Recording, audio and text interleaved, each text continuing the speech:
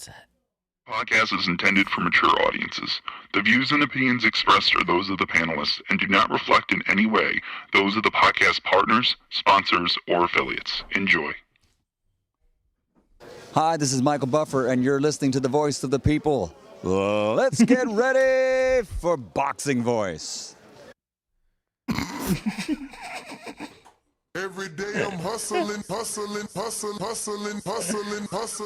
Yo! Fuck it, man. Rough start again, bro. We're gonna get it together one day, I swear. Who's listening to the YouTube channel right now live?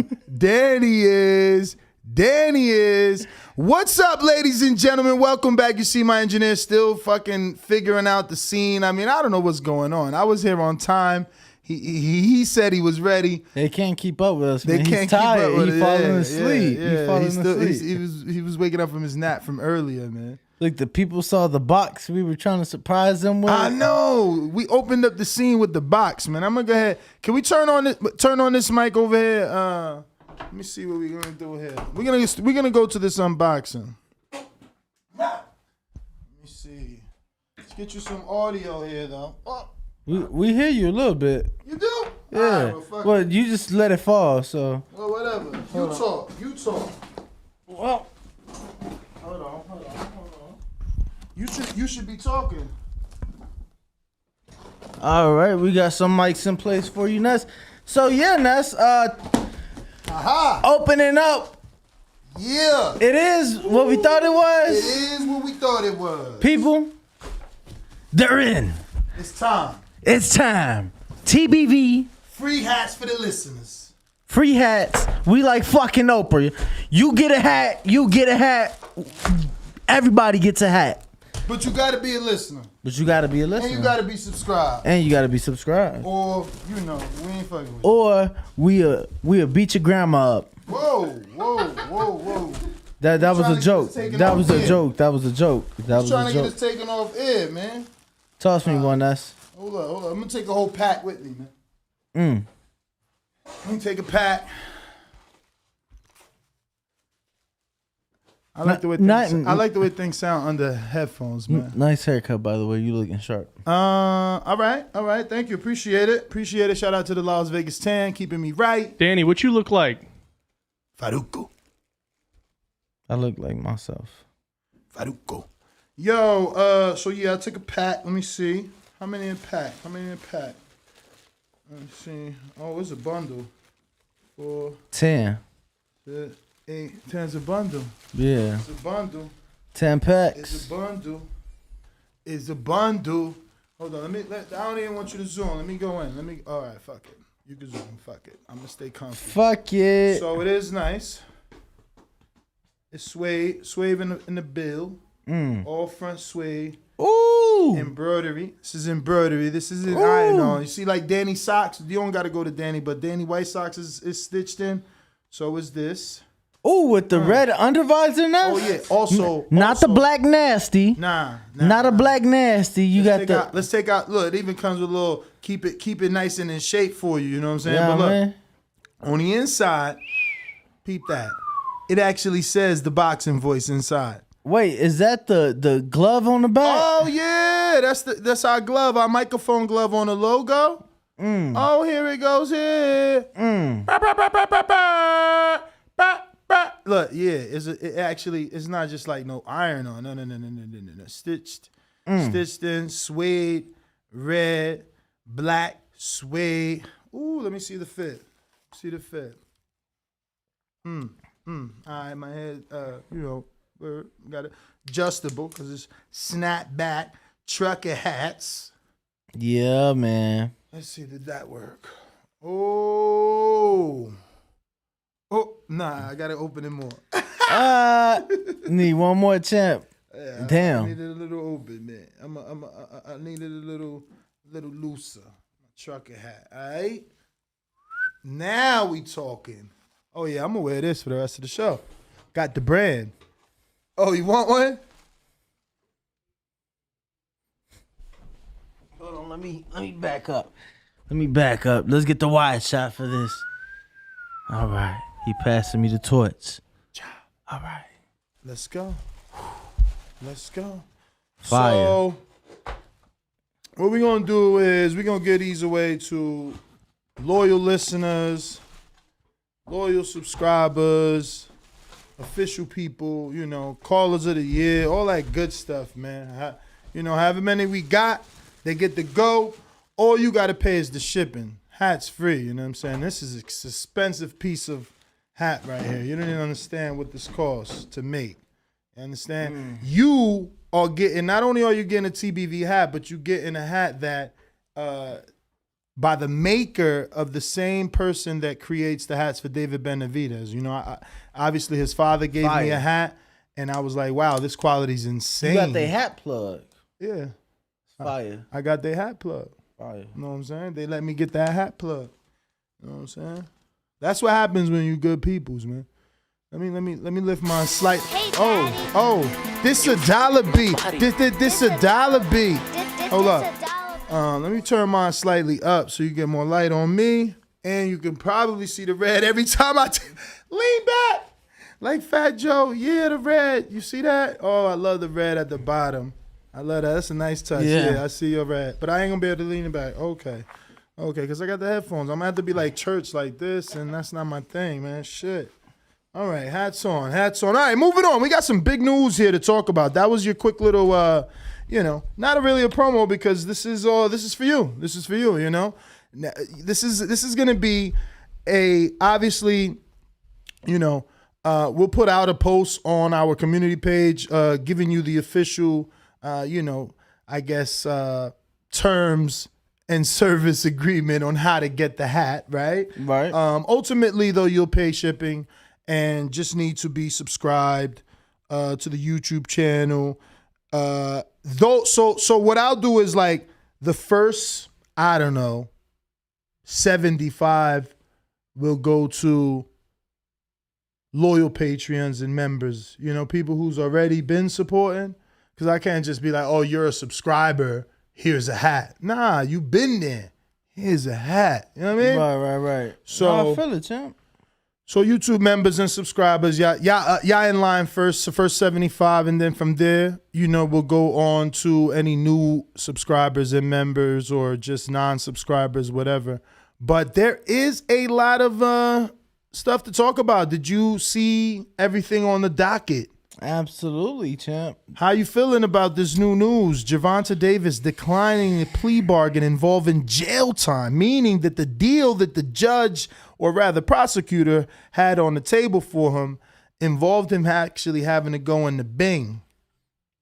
Yeah, no, obviously the champ turned that down. Tank said, no, thank you. No, thank you. We'll take this to trial, and, I'm sure he'll come in with a very well-prepared legal team, and though a little slap on the wrist, a little don't be a bad boy next time. I wonder why they were offering him jail time. What do we know the charges? Let me double check. It was that hit and run. All right. Is it being charged as a felony? Is it a DUI? Because why is there? Was he drunk? Because if he's drunk, if he was the DUI, then I can understand. No, his license was suspended. Mm-hmm. The hit and run, and then like failure to. It was basically like failure to help, Well, I'll just go to. Oh no! I just literally ruined that. Here we go. So I got it here, and young Austin moving. Too fast. Nah, not too fast. Not at all. So he declines a plea. Let's see here. Davis in Baltimore court. Misdemeanor charges related to... wait. Davis was in Baltimore City Circuit Court today for the first time since October to face misdemeanor charges related to the incident. Prosecutors claim Davis was driving with a revoked license, failed to stop a red light, and crashed a Lamborghini SUV into a Toyota. Damn, so he had a Yaris? Yeah, the Yaris. Is it Urus? I thought it was Urus. I've always thought it was Urus. Probably is. Yaris was the Toyota. Okay. So into a Toyota. 4 occupants of the Toyota were injured in the crash, and Davis is also charged with failure to render assistance. All right, let's see what the hell is this? Why do I have to help them? I mean, if we all crash, what's going on? They were injured, and he fled. So it's saying failure to stop and render. Oh, he kept going. yeah, hit and run. Oh no, it hasn't. I mean, I haven't read that out yet, so I didn't see that. I didn't know. Okay, but it still said misdemeanor. Yeah. Still said misdemeanor. So, but that's strange though. Even but wait, I think maybe the max for misdemeanor is what 364 days or something like that. So it's still a long time. I'm not sure what it is in Boston. No, they said up to 7 years. How could you get 7 years go on back a to the article. misdemeanor? Go back to the article. I'm back. I'm right. Let's see. Nah, yeah, man, I was right. Bam, bam, bam, bam, bam. Misdemeanor charges for driving with suspended license. Stop. We can hear that. Driving with a suspended license, driving with a revoked license, and failure to remain at the scene of an accident each carry a potential jail sentence of 1 year. Each. So that's 2. Bro. Hold on. Okay, so. Come on, you think he's going to get charged 1 year per count individually? It's insane. That's not even like, I don't even think that's a thing, bro. Like, Okay. I'm telling you can't get a year per each. All right. Where's my man at? Chris, you listening? I actually use Chris. He's official. He's the real deal. All right. Baltimore Sun doesn't specifically, I guess they meant to put, know how much jail time the proposed deal would have include. There you go. Earlier reports indicate that Davis could face a sentence of over 7 years if convicted of all charges. They're lying. That's a lie. Anyway, but it's an unfortunate situation, obviously. You know what's crazy? This is all relevant. My own son fled from a thing. Hey, yo, listen, this is how it happened, right? So someone in his mom's side of the family, his cousin, right? My wife's niece. Mm-hmm. She gets in an accident, crashes, panics, drives off. So obviously the news travels through the family immediately, gets to us. I sit down with my son like, listen, you're good, okay? You got full coverage. Don't do that. She just got nervous. There's nothing for you to be nervous about. You have a legit license and insurance. Right. Bro, while my man was a Domino's pizza dude for some whatever time in his life, gets in an accident and keeps it moving. I'm like, bro, did we just sit down and have this conversation? So, again, relative, obviously, Tank, he got his own reasons, but, this is not uncommon. Obviously, thankfully for me and my family, 4 people were not involved in, my son wasn't facing jail time, but, this is quite common amongst younger drivers. That's why, if you check, they charge you more for underage, Right. For Of 21 course. and Of under, course. and even, I don't even think you guys could rent car. I remember one time, another relative story. One time you were young and you had to use Turo because you couldn't rent, remember? Yeah. There you go. Yeah. So, it's like this happens amongst young people. But Tank is 28 now. He looks so young. Can we get another screen share? Look at that face. I keep thinking he's 21 forever, bro. Forever young. I want to be forever young. Nah, you don't know that? Of course. Okay. But damn, he is 28. Is it 28? I thought he was 27. Okay, but, 27. Yeah, I don't want to make him 2 years away from 30. That put him up there. Yeah, hold on. Gervonta Davis. But I mean, again. He just turned 27. Okay, 27. Cool. Just turned 27. Cool. And this accident happened in 2020, so they already been dragging it out. Did bro. they say when? Like November 2020 car crash. Oh wow. So this trial date is going to be either. How this works is, right, when you set for trial date, you don't actually go to trial on that date. Now, he is a high profile. Who knows if they speed it up? But normally, when you set for trial date, you come back for jury selection. Then you come back for the trial. Unless, again, this is supposed to be a misdemeanor. You could do jury selection and trial in the same day. But every state is different. Right. Every state has their own laws and guidelines and stuff to follow. But, yeah, man, wanted to report on that. And also, kind of buy a little bit of time because at 5 o'clock, they're going to be live streaming what we believe should be the announcement and press conference to double announce a undisputed fight and the signing officially of Devin Haney to Top Rank. Lou DiBella sent an email. He won't come on the show, but he'll send us emails. Let me see what he says here. He says, today, witness an undisputed press conference.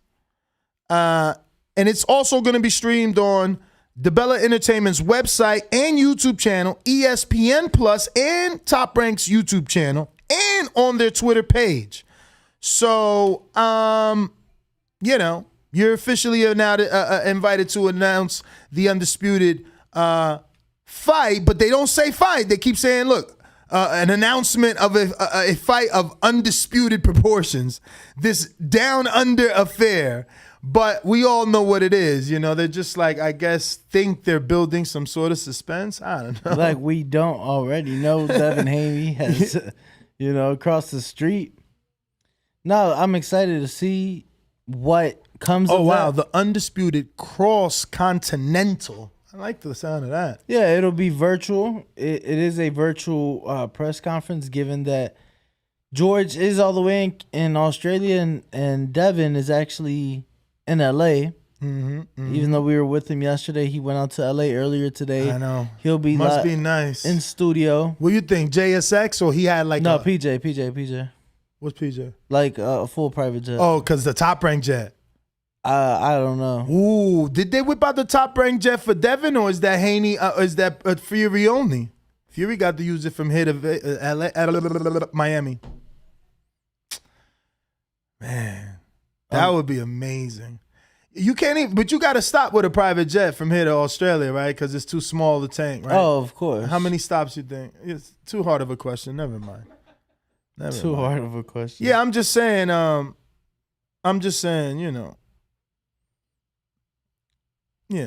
Whatever though. That would be nice.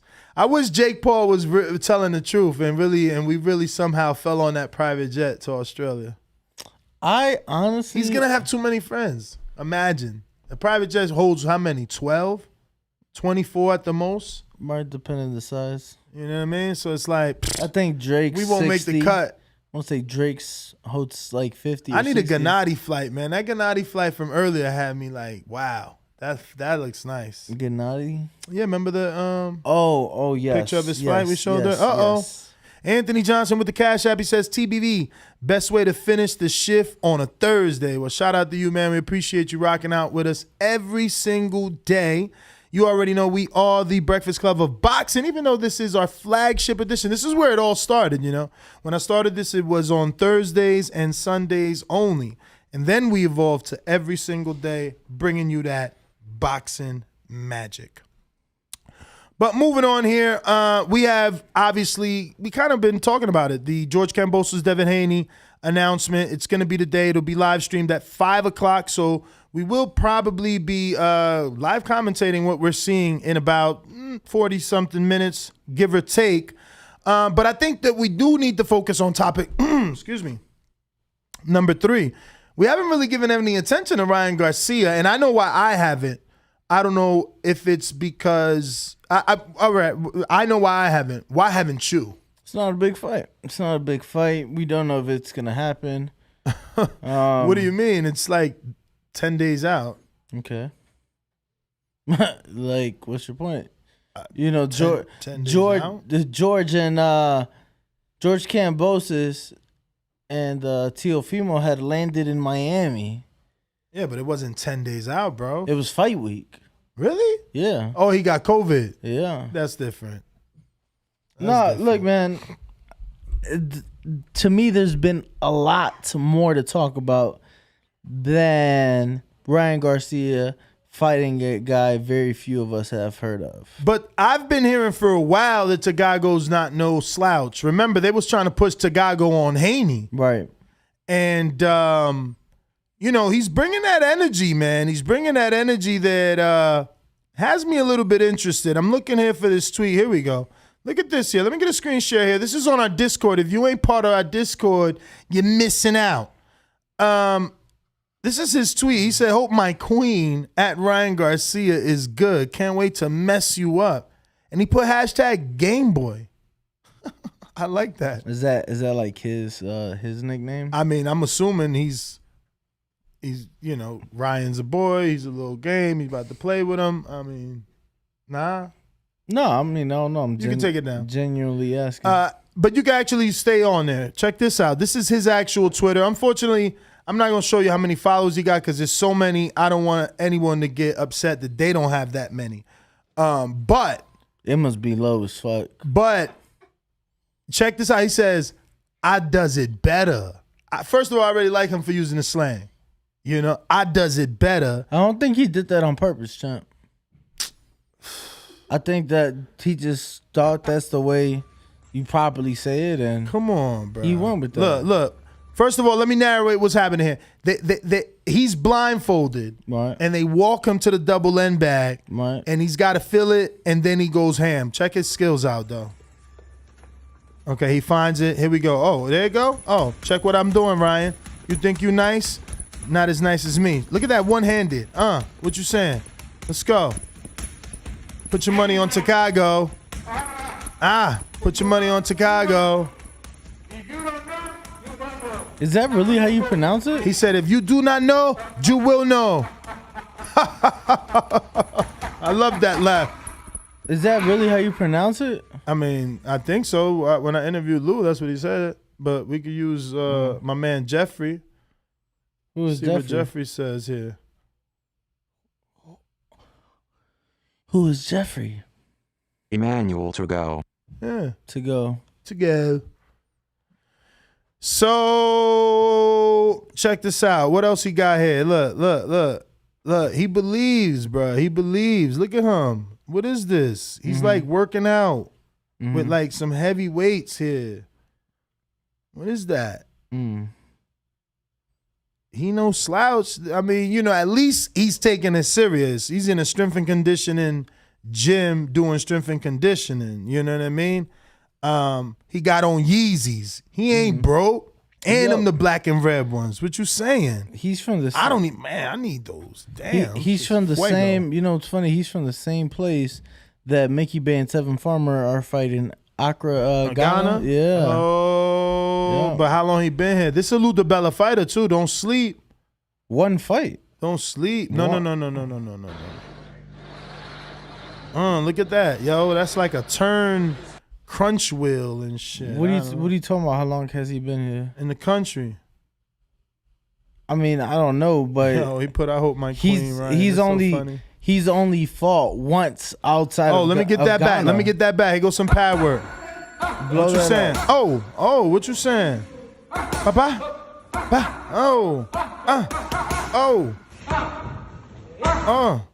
What you think? Enough power?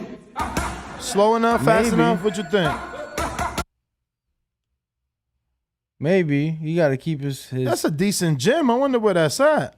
I think that's It's not out here. Don't tell me that's out here. No, that's Sweat, isn't it? Oh, he's with Centennial? I think that's what it says on the bag back there, right? Isn't it? It is say Sweat. It do say Sweat. Yeah. Good eye. Good catch. Bam. So damn. See, I knew you forgot your glasses, so I didn't want to let you down. I wanted shout out to that, man. I hate that I left my glasses. Yo, George, this is George's trainer then. So he's training with George's trainer or he's just using a gym. That would be interesting. Let's go to that Twitter then. No, I'm going to go to that Instagram. And snoop around. Snoop. Yo, so it's a catch weight though. You don't find that weird? Not surprised. You saying Ryan needed it. You're not, because Ryan needed it. I saw the interview where he was being asked about that. I think he did it with Michelle Joy Phelps, so shout out to her. But he was basically saying how comeback fight. You know, there's nothing on the line. Yep, you ain't lying. That's his trainer. Yeah, so. Uh-oh.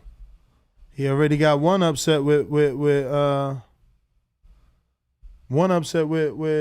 George Kambosos. Yeah, he did.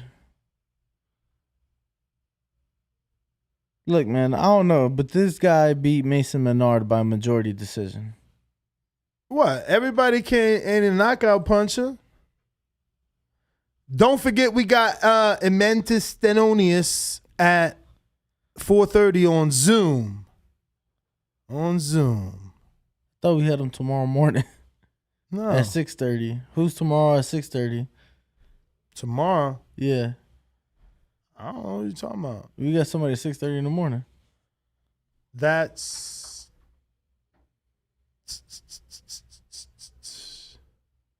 Oh, yeah, baby. You know what this is. Plates. I love getting packages to the studio. Packages. Did you do custom plates for the vet? Packages. TBV plates. Packages. Another unboxing. I said, oh, yeah. Yeah. Ooh, that's fire. That's fire. Let's go. My That's next TBV fire. license plate just came. You know what I'm saying? That's fire, champ. Yeah, man.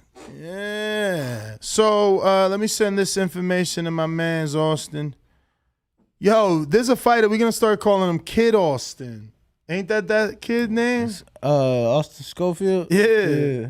No, not Austin. It's Floyd Schofield. Floyd Schofield. Floyd Yeah. Schofield, Kid Austin? Yeah. Or is that wrong? Maybe we're wrong. I don't know. We're thinking of the same kid. You would definitely got the same kid, but maybe Right. we ruining his nickname. So, yeah. Oh, yo, check it out, Ryan. Oh, yeah. Oh, yeah.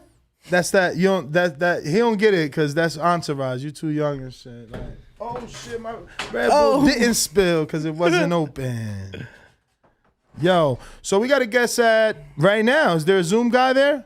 No, I'm sending it to you right now. No, it's the same link. You don't got to send it. That's a check, man. All you got to do is see is he in there waiting. Are you in there? I guess he's in there because the other producer's harassing me here. Let me double check.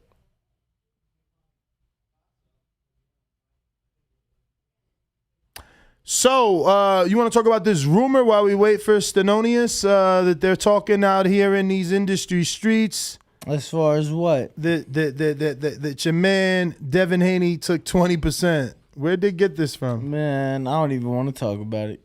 Oh, all right. Until I see something that...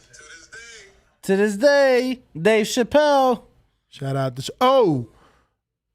we got Gabriel Flores and his father, what, next Friday? Next Friday?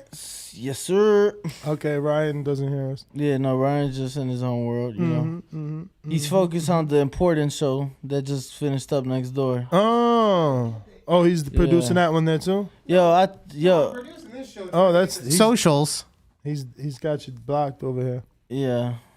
I'm producing this show trying to get socials for your guest. We already did that. I No, sent it to didn't him. come through. I sent it to him. No, it just came in as a login to Instagram link. So it didn't That's give me because no. one of you guys don't have Instagram or You something. gotta. You're right. One of us doesn't have Instagram, so everyone's phone didn't get it. I got it. I got it. It worked for me. It's me too. Send it to me. I'm gonna. I try have and Instagram. resend. Like I get it normally when you guys send it. I don't know, buddies. Try it there. What does it say?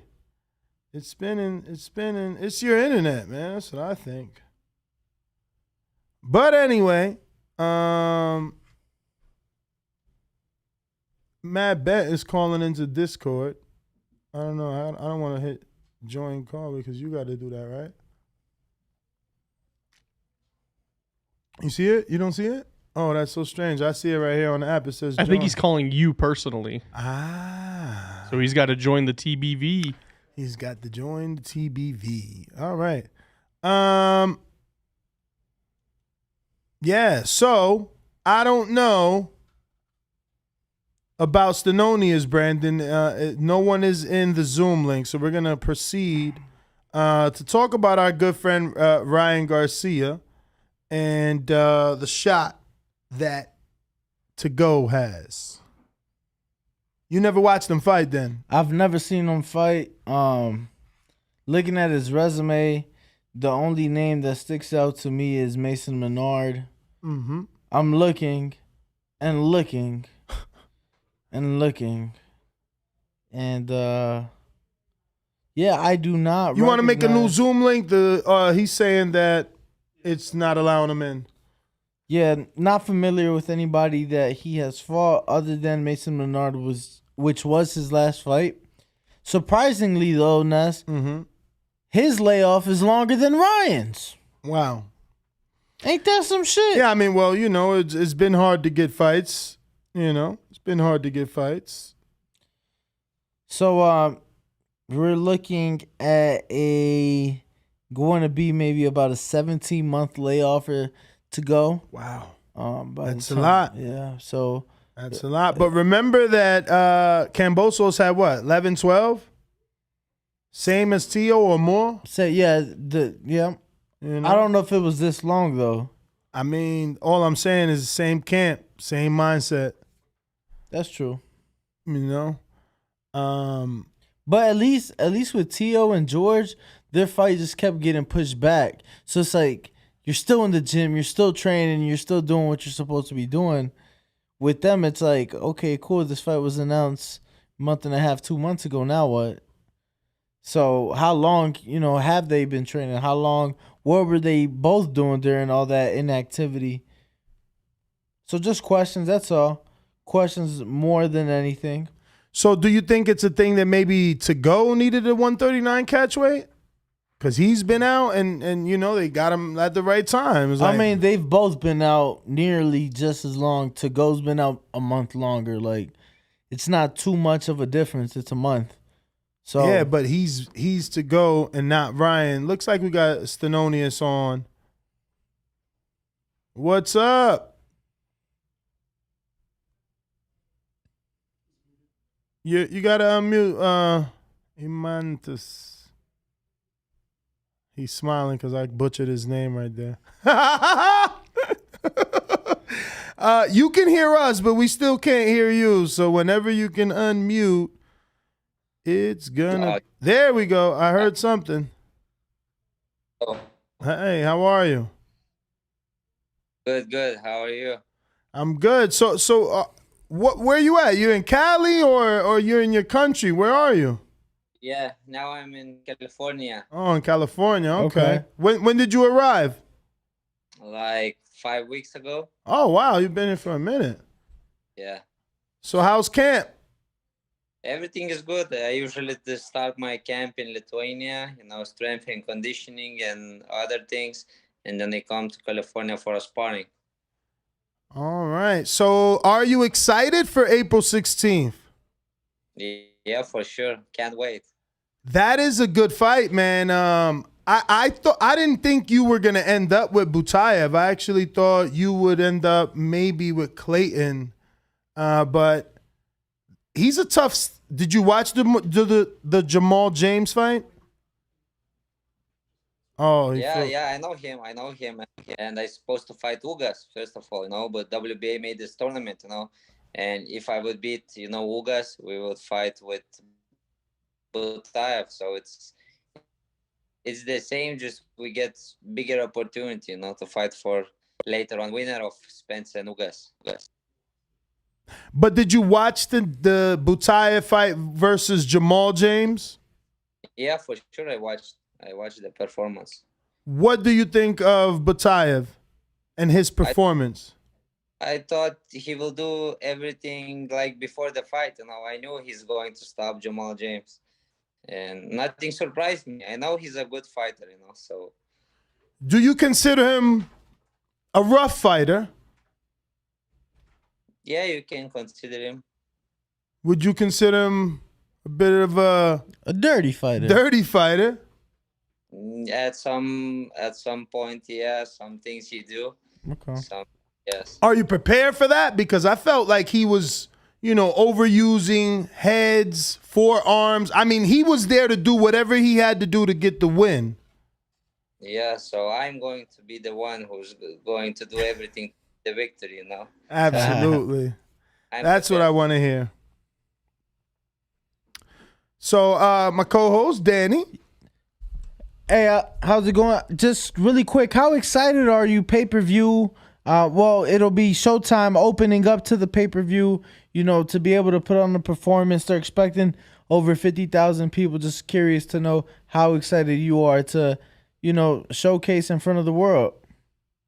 It's going to be a huge event, I never fought on that kind of event, but I fought in that arena once, It's a very huge arena, and it excites me, yeah, for sure. And that kind of a fight I was dreaming of, so I got opportunity. No, you fought at the Ford Center, right? The Ford Center. This is a different venue. You were on Earl Spence undercard, right, when he fought Orozco? Orozco, yes. No, this is the big stadium. You fought at that was at the small stadium. This is at the big one. Oh, okay. Yeah, it's different. Same city and same team, but yeah, it's different. But they're expecting 50,000. What is it that you think you have to control from the beginning in order to have success late into the fight? Everything, I think everything, I know he's going to be tough and going, I don't know if he's coming forward, because I'm coming forward. So if he's coming forward, so we will meet in the middle of the ring, and it's going to be explosion. So it's going to be a good night for the fans. Definitely going to be a good night for the fans. That sounds like it's going to be a good night. Yeah. And his fight is on the free portion as well. On the Showtime portion. That's good. Yes. Opening up for go ahead. I was going to ask you, Stenonius, how do you feel about that, about you're opening up for the pay-per-view versus being on the pay-per-view? How do you view that? I think it's much better, because people can see us, more people can see us because it's going to be on free TV. So it's good. And I think Showtime is doing a good thing about this.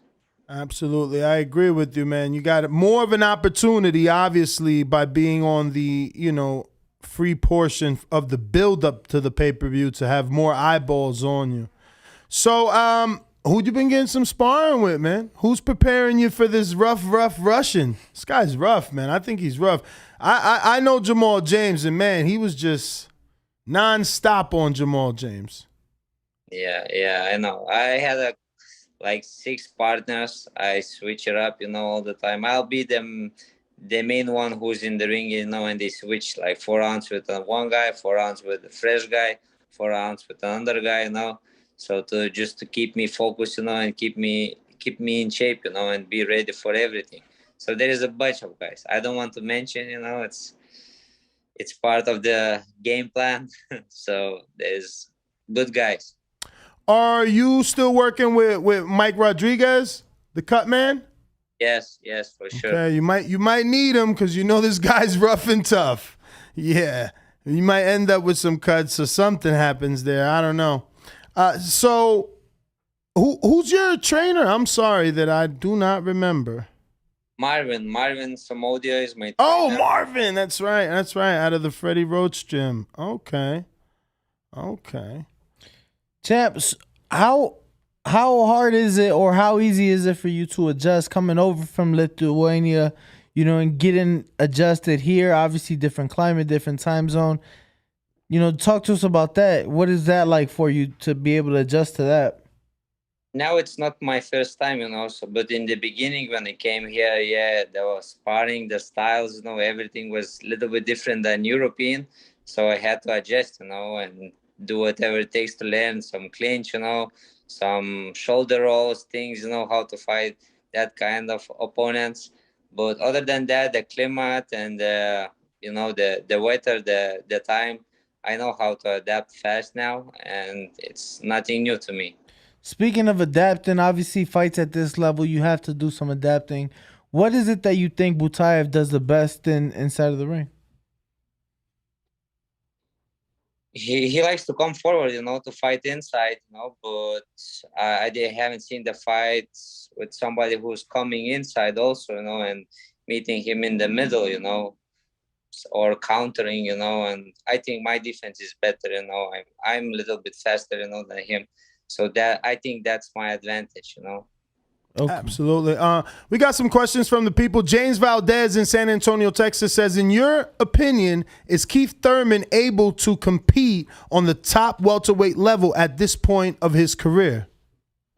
I think everybody can compete, who was champion and who trains hard and give all his heart, into training and into the fight. If you are focused, yes, you can, and if you have a talent, Keith has it, everything. Just need to maintain and be active. Activity is the most important thing in boxing. You can't be you can't have layoffs for 1 year or get weight where it's you need to drop it 40, 50 pounds, Mm-hmm. So to be active. I got Brandon in Houston that says, thanks for coming on again. Ementis. Help me pronounce this one more time? I'm sorry, brother. He put your first name purposely, so I ruined it. Ementis. All right. Hey, no, did he say it right? Hey, Montes? Yeah, it's okay. Oh, shit. I'm sorry. During the process of taking step aside, did you ever talk to Earl Spence directly at any point? No, it was it's not like people don't know what's going on behind the closed doors, So it was for me, it was bigger opportunity, If I win this fight, I can fight the winner, It's going to be a huge fight, It's my dream, to become a champion. And then if I can, fight for 3 belts, it's much, much better. Now, do you believe that you'll get an opportunity at those 3 belts? You don't think they're going to try to make the winner of that fight versus Crawford? And again, say, hey, come on, man, let us do undisputed. Only 7 guys or 6 guys done it. Here's a check. Get on our undercard. It's possibility, of course. I'm also a sport fan, I want to see a biggest fights, and what's available, So I want to watch that fight, that's for sure. But of course, I want to be in the mix with these guys also.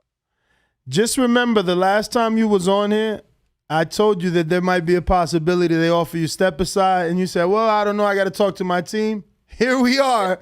You took that step aside. They might offer you that again, but this time it's going to be more because undisputed, they got to offer you more not to mess up those plans. But I got Young Tigre that says, what did you take from the... Let's see if you know this. He said, what did you take from the slap scene around the world? Chris Rock, Triple G like chin, or Will Smith, Blair Cobb's like no power?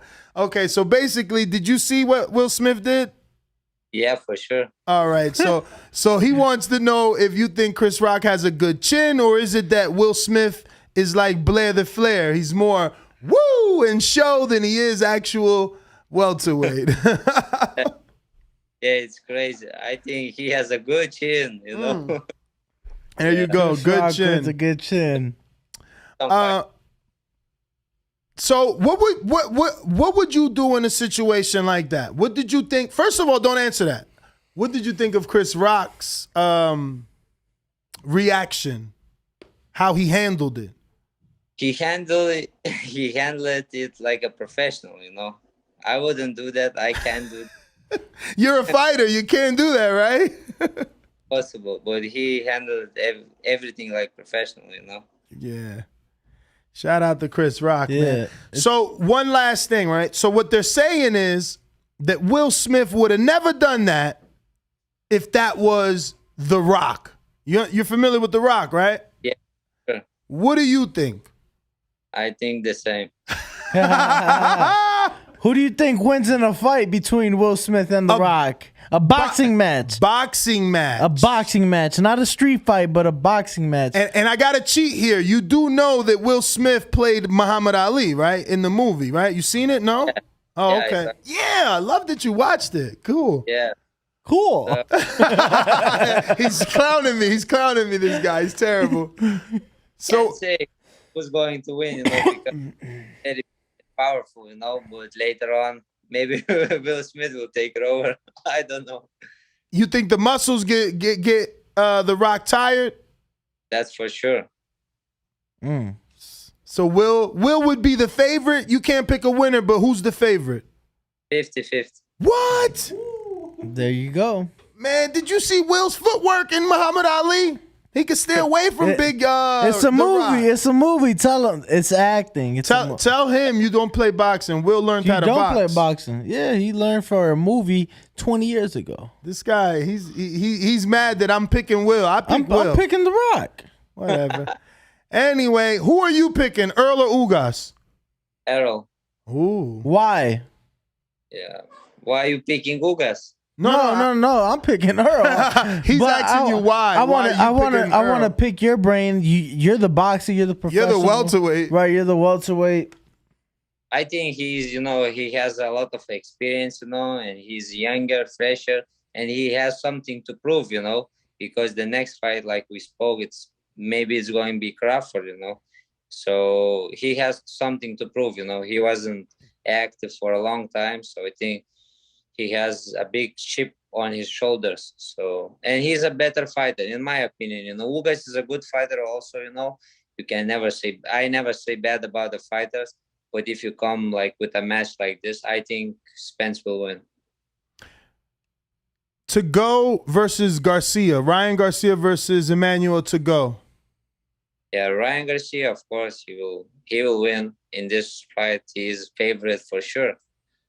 Devin Haney, George Kambosos. In Australia. 4 undisputed. All the belts.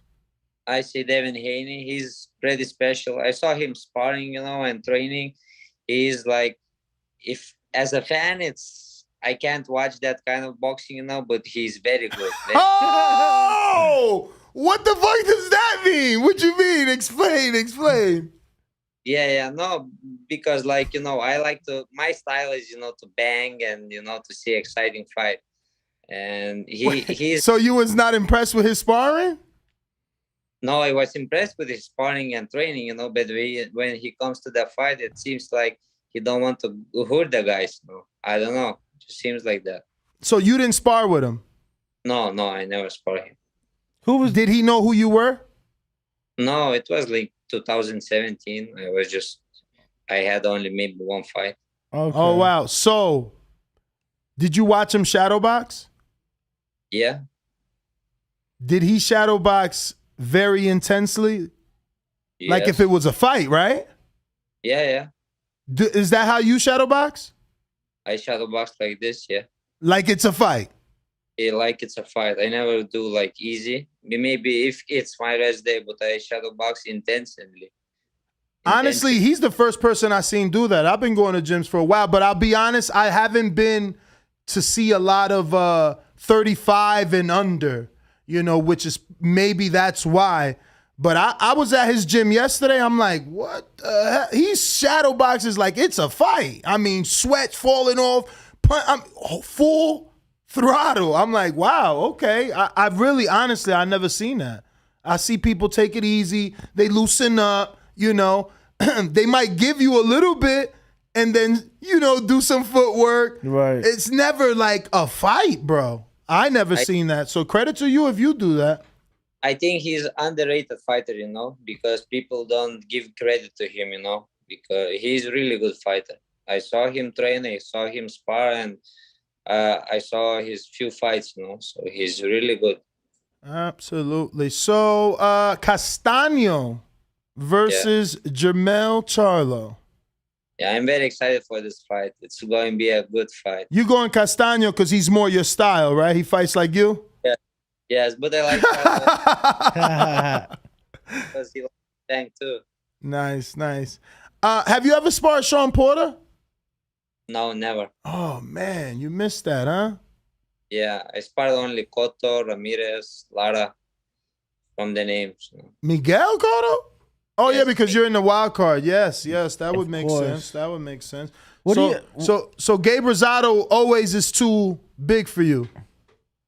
I never sparred him. Yeah, I don't know. Okay. You were gonna say? Yeah, no, just one of your thoughts. There's a lot of talk in the welterweight division, obviously a lot of big names, and a lot of fighters like yourself looking to be the next guy. What are your thoughts on Jaron Boots Ennis? He's one of the fighters that gets brought up and mentioned a lot, spoken about in a very high regard.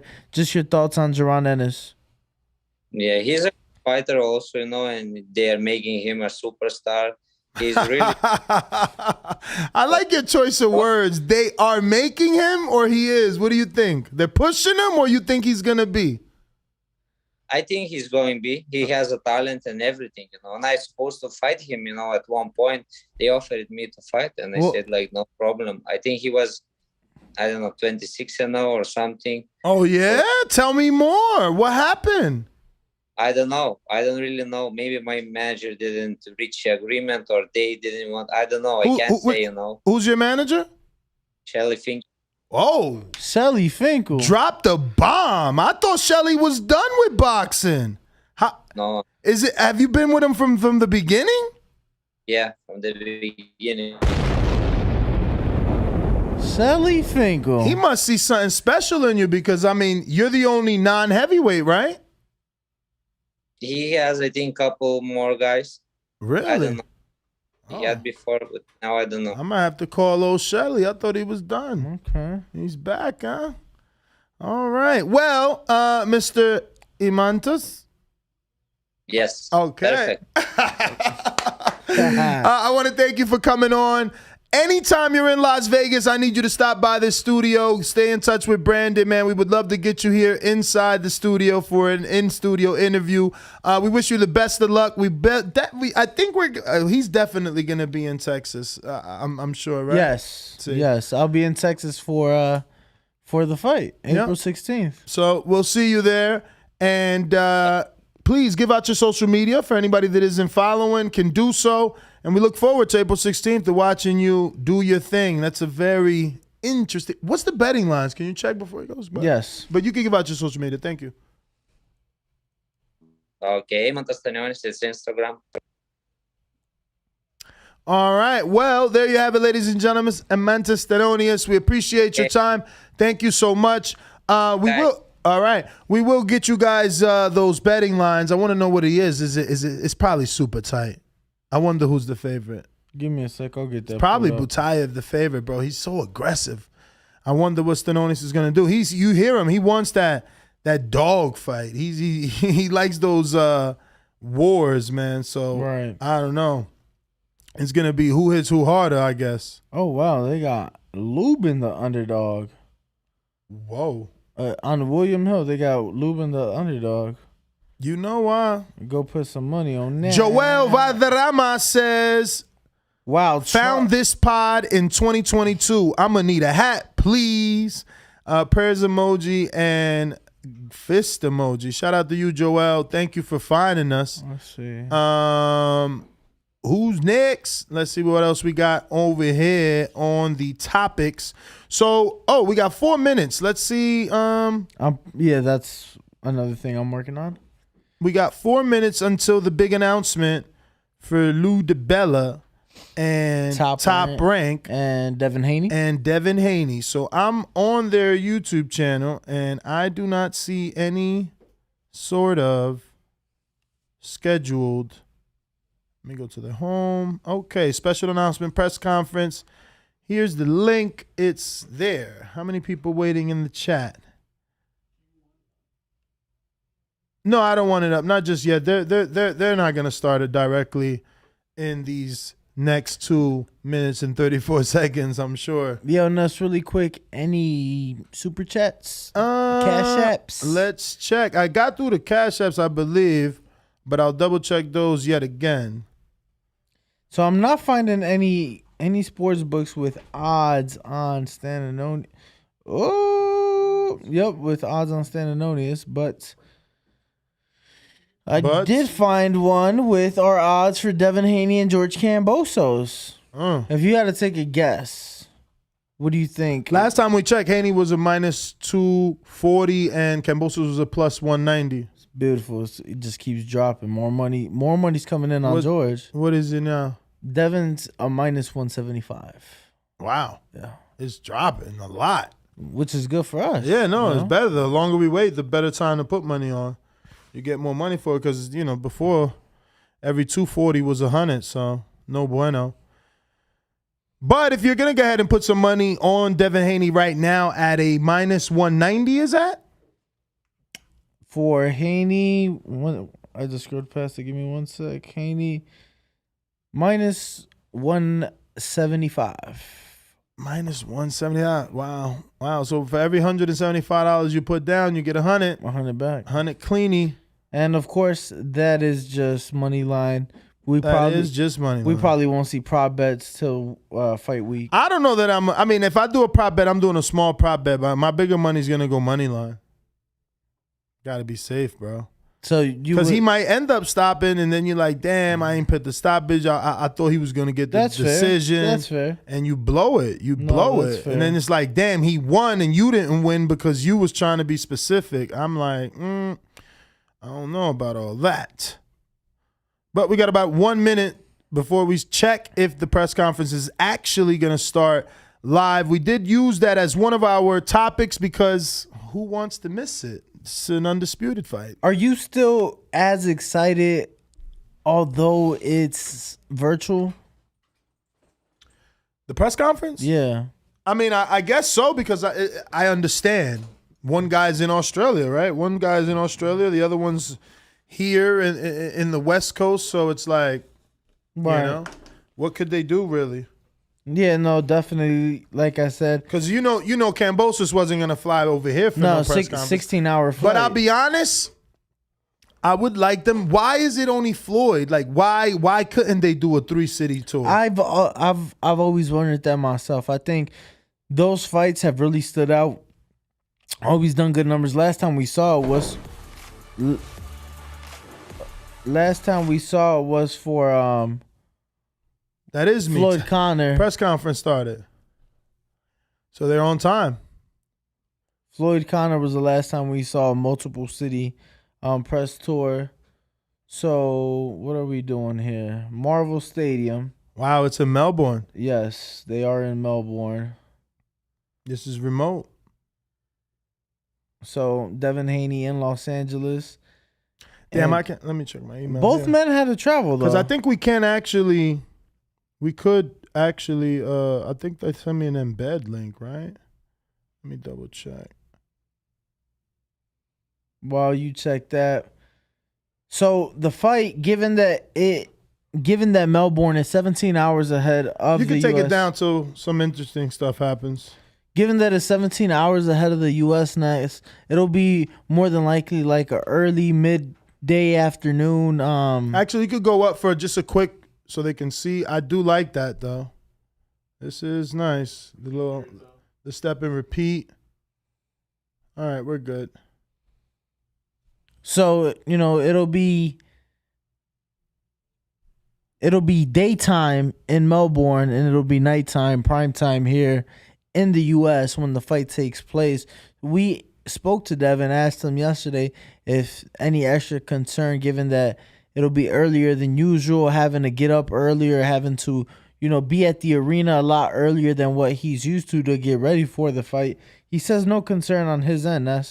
Yeah, he said that, it's all about getting motivated for that moment, like getting hyped up. So, once he turns on, he's on. So, time difference isn't going to matter. Plus, you got to remember, he trains. You know better than anybody. He trains at 2 and 3 o'clock. So, it's not going to be any difference for him. Yeah, but that's time here. He's not going to fight at that time. He will fight at 2, 3 o'clock their time. Their time, which is not 2, 3 o'clock here. But when he acclimates, it will be. That's the point. Like, so if you always work out in the afternoon and you come to the East Coast, when you acclimate, you're going to work out in the afternoon. Oh, I get what you're saying. You know what I'm saying? So for him, fighting at that time is his workout time, is what his body's used to, is all I'm saying. Like, however many hours from when he wakes up till that two. I got you. Yeah. So I don't see that being an issue. But let me double check. We here should be able to show this, right? The email doesn't have an embed link, so we'll just pop in because right now they're showing a bunch of nothing. Like I don't even know who this is. They don't have her name there, but she might be like the mayor or something. Yeah, I'm thinking she's part of the Victorian government. Exactly. Because we were obviously. But it's a beautiful backdrop. Yes, it is. Indeed, it is. So the backdrop gave away the special announcement. We know what's going on now. Yeah, no, it is interesting though, right? What? Because they were selling it like it was something that no one knew. Yeah, like no one knew. So, I mean, Bob and your man's Coppinger, they don't really get along. So maybe Bob was like, I don't care that Coppinger broke it. I got you. Devin Haney, George Kambosos. Yeah, so if you're just joining us, that's what we're actually doing. We're literally watching the press conference. We kind of made it part of our live show since it's going live right now. Are you surprised that they're doing it from the stadium? They're building it up out there. That's how you build it up, You go live from the stadium. Tank did that. He had his press conference in the State Farm and then fought in the State Farm with Barrios. That's an arena, though. The stadium, arena, stadium, what's the difference? You tell me. I don't do those sports. About 3 times the capacity. Oh, really? 4 times the capacity. Okay. Depending on the venue, right? So, I don't know. To me, I just feel like you gotta be doing something right or have the right dance partner to have a stadium fight. Mm-hmm. Well, he pulled it off. He said he was a draw over there. He said he'd pull in, 70, 80? He said 70, 80. The stadium is, what's the word? Is built for about 54. Really? And some change. So, let's see. Yep, thanks, Ryan. Let's get to some of these news and notes because right now all I see is a guy are announcers that we've never seen before that aren't telling much of nothing. But did you watch the All Access Spence versus Ugas episode 1 teaser? No. The actual episode is going to air Saturday at 9:30 p.m. Eastern time, Pacific. They didn't even give us a Pacific time, but I guess that means 6 o'clock for us. Yeah, 6:30. I never watched trailers, champ. Never. You don't want it to ruin it for you? With anything, TV shows, movies, doesn't matter. I don't watch trailers. I did see you. Was it you or was it Enrique? Somebody in the chat sent it, made a comment about it, whatever the case was. So, haven't checked it out, but I will check it out Saturday night. Yeah, man. Maybe live watch. I think we'll probably be in here, right? What time does the fight start? There's no fights, right? Savannah Marshall? Yeah, but we got this week. So you want to take it off? You want it off? No. Your friend flew in. You need to be off. No, I don't need to be off for shit. You need to be off. I'm here right now. Damn, yo, imagine all of Saturday and Sunday. You don't come back till 4. Look at him. He like, yeah. Hey, listen, champ. I'm all good with that. I'm gonna come back slimmed out. I'm gonna come out. I'm gonna come on the show Sunday afternoon, drain, champ. They gonna be like, damn, that's the ring walk of old. Do your thing, you know what I'm saying? They gonna be like, what do they say? It looks like this ring walk ate the old ring walk. They gonna be like, ring walk spit the old one back out. He back to normal. So yeah, no, champ.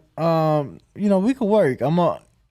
There's nobody that works harder than you but me, Mm-hmm. So when you're saying no, let's go home, let's go eat. Nah, champ, let's go to the gym. Let's go build this rapport and build these relationships, Yeah. Yo, so let me read some facts that just got sent to me. Super chats. That's more important. Let me get to that super chat. We got meeting Flaco. All right, we're just gonna go with Flaco. And how about Boots? You have great English, by the. Oh man, champ, your questions got to be on Patreon if you want us to actually ask them. That's the only way we're gonna see it. Jay Rhodes says, "Cap fire podcast." No, cap emoji. Oh, the caps are fire. Thank you. Boxing Voice podcast, I guess, because it's a microphone in a glove. Yeah. Well, I mean, that's the logo, right? That's the logo.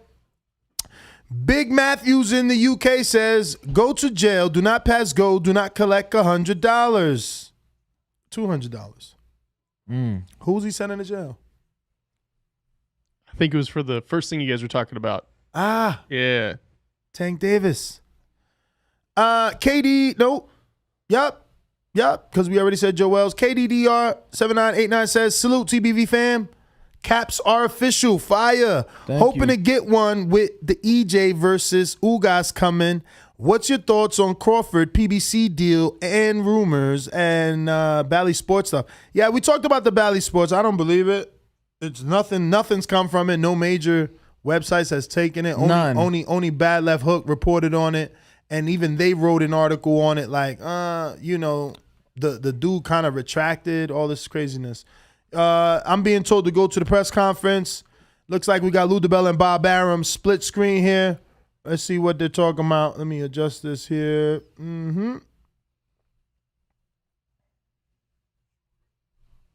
There that he doesn't have, and Devin Haney has it.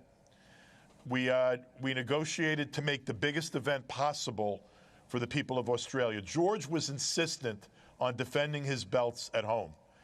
And he really wanted to defend them in Melbourne. And it's one of the reasons I'm so grateful to the Victorian government and to the people of Melbourne and to the Melbourne government for bringing this huge event to Marvel Stadium. And Marvel Stadium's a marvel, one of the great stadiums.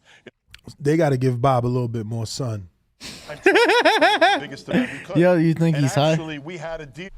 He's definitely on a shitload of edibles. Look at his face. He's just gazing off. You know he on on hella edibles right now. Let's get that. Deal. The Ukraine got invaded. Lomachenko is now fighting a bigger fight with his people. He's back in the Ukraine, battling for freedom. And we had to then change course. And the biggest possible fight was this young, great fighter, this young kid with a lot of talent, Devin Haney, who had that one other belt. This is the final undisputed championship. This is the final unification at lightweight. And the winner of this fight will be the king of the lightweights. And while Devin Haney had fought a bunch of fights of his were on another network, DAZN, I was able to speak to the guy over here, who we go way back since my first days in boxing, the legend Bob Arum. And they were interested in purchasing this fight for ESPN in the United States and Canada. And we were able to put together a deal with the help of our partners, TEG and Duco. Thank you for your help. We never would have gotten to this place without you. Foxtel Main Event really wanted this event on pay-per-view in Australia. Great partnership with... Yo, you think you're talking about Duco Events that deals with Joseph Parker? Yeah, I mean, that makes sense, right? Local out there. What we're doing, and we're fighting Devin Haney, and it's going to be a sensational spectacle, one of the biggest fights in years. And Lou, you can understand it maybe for our... Well, I mean, they're not really saying much that we don't know already. I mean, it's going to be on pay-per-view. On ESPN? In Australia. Who cares? I mean, I don't even care if it's ESPN over here because I'm not going to be here, hopefully. We're going to be there. Hopefully. Let's see here. Do we got any other super chats we left behind? Until they go back to at least George or Lou. You know, right now they got my man who runs the Victorian government. Yeah, no. I want to hear the Bob father. Bob got... He's in another world right now. I want someone with Bob got. I got Chuck Supremacy with the super chat. He says, yo, Danny, I'll be at the EJ fight. Bring an extra hat so I can buy it. No hats are for sale. These are going out. First 75 go out to our patron and member, loyal listeners that are raising their hand, obviously. And then we move on from there to, new listeners and things like that. You are paying the shipping, though, not I. Not I. But, Ryan will probably be the one mailing them and shit. Let's see. What do we got on this press conference? Okay, we're back to Lou. Let me get some Lou. Best known fighters in the world of boxing. And a hero, a homecoming hero in Australia, and also a hero in Greece. His Greek heritage is very important to him. That's one of the reasons why we're so thrilled to be in Melbourne, a community, a city that has such an active and vibrant Greek population. And the Spartan warrior is going to get an opportunity to perform in front of both his Australian countrymen and his people of Greek ancestry. Thanks very much, mate. Now, Bob Arum, as you said, a legend of boxing, and No, they begging Bob to say something. He probably gonna say, look, his eyes closed. Oh my God, you showing us? Mm-hmm. Yo, that brownie. Right. That's pretty nice, though. I like the way they put the screen on the press conference backdrop, which is digital. Now we found that it's digital. I thought that was a step and repeat. Yo, I'm watching the press conference on Top Rank's YouTube channel. Mm-hmm. What do you got? There is more Devin Haney support comments in the chat than. Well, let's read it. Devin Haney, the pride of whoa. Yeah. Well, before that, there was a lot of before that nonsense of a comment. There was a lot of Devin Haney support comments. Yeah. All right. Oh, Bob's talking. That's why they do the fights, because in the fights, these two men who fight each other prove who is the better fighter. And on that night, there's no question in my mind that George Kambosos won that fight and won the lightweight titles that my fighter, Teofimo Lopez, possessed. George showed me Tio ain't gonna like that. Not at all. What he had, and now I think it's appropriate. Truth hurts. That we match George with a fighter who will give him a tremendous battle, and that's Devin Haney. Haney is a phenomenon. He's done extraordinarily well in a short career. He's one of the leading, if not the leading, lightweight in the world. I love it. I love it. Now he with Bob. He the leading lightweight. Here in Melbourne on June 5th. Look at Lou's little grin. In Australia, how pleased I am and my company are to come back to Australia. We had a wonderful experience. Although our fighter Manny Pacquiao didn't, but we had a wonderful experience in Brisbane and Queensland when we did that fight a number of years ago. And now to go back to Melbourne and give Melbourne the opportunity to host what may even be a bigger fight is something. Wow. He calling this bigger than Pacquiao horn. Okay, Devin and Kambosos. And I can't wait to see everyone. We have been using in the United States during the pandemic some Australian fighters like the Maloney brothers, and we hope to have them on the card. And it's going to be a tremendous night of boxing and a real tribute to the sport. good on you, Bob. And as you said, we're going to have a magnificent undercard on. Wow, so there you go. You were asking, you thought it was strange that the Maloneys and yada yada, and boom, they're putting them on the card, bro.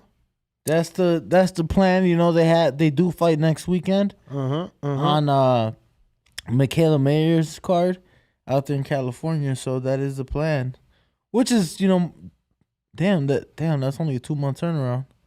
Ain't bad, right? If you're the Maloneys, take that 2-month turnaround, right? Mm-hmm. 2 months ain't bad. To fight at home. Mm-hmm. Let's hope it will. I know how much, Bob, you love to have the title holders in your team. Tell us a little bit about Devin Haney and what a threat he's going to be. Well, Damn, Lou breathing heavy as hell. a little while. He's here in the studio. He's a fine young man. He's well trained. He has great upbringing. His father has really raised a lovely young man, and he's learned the sport of boxing. And he's, as we say, he's a tough out for anybody that fights him.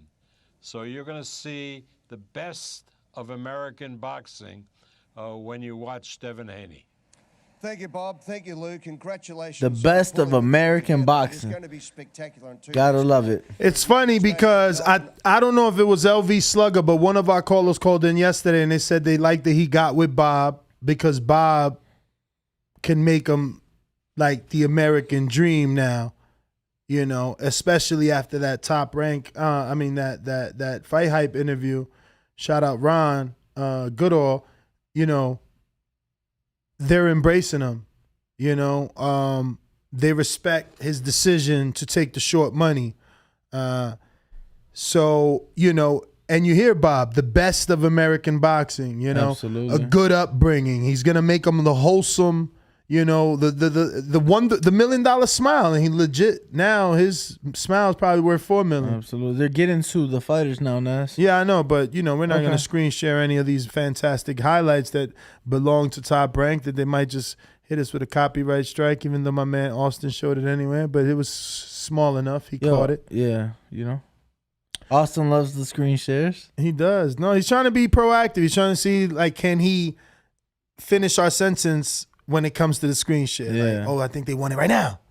You know, so it'll come. It'll come. Yeah, It'll you know, it's all come. chemistry, man. And you know, Absolutely. he's starting to rock out with us now. He's taking over Trav's position. Bougie man. Bougie Trav. Uh-oh. They're showing a nice highlight video for those of you joining us on youtube.com/The Boxing Voice. Looks like we got to get Mickey Bay's brother in the building. I think he heard the interview. He doesn't like what was said. He said, my fighter will fight anybody. My line is open. Real dog shit. And he put a picture of the Philippine that beat Darren Cunningham. Oh, wow. Should I tag Darren? You should do should it I behind repost and it. tag? You should do it behind. You know how like you can move it to the side and then so the world can't see that you tagged them. So it act like it was him who tagged him and I just screen shit. And then he heard the episode like, Danny, you was supposed to be my man. You was in my left titty. Scream ride or die. Thought you would die with me. Nah, I'm just saying. Now I'm gonna be like, because we don't know who it's when for. You coming to the studio. And you said that was Cortez? Yep. Shout out Cortez. We got a super duper chat in his super duper chat because it's super duper chat. What's going on in the press conference?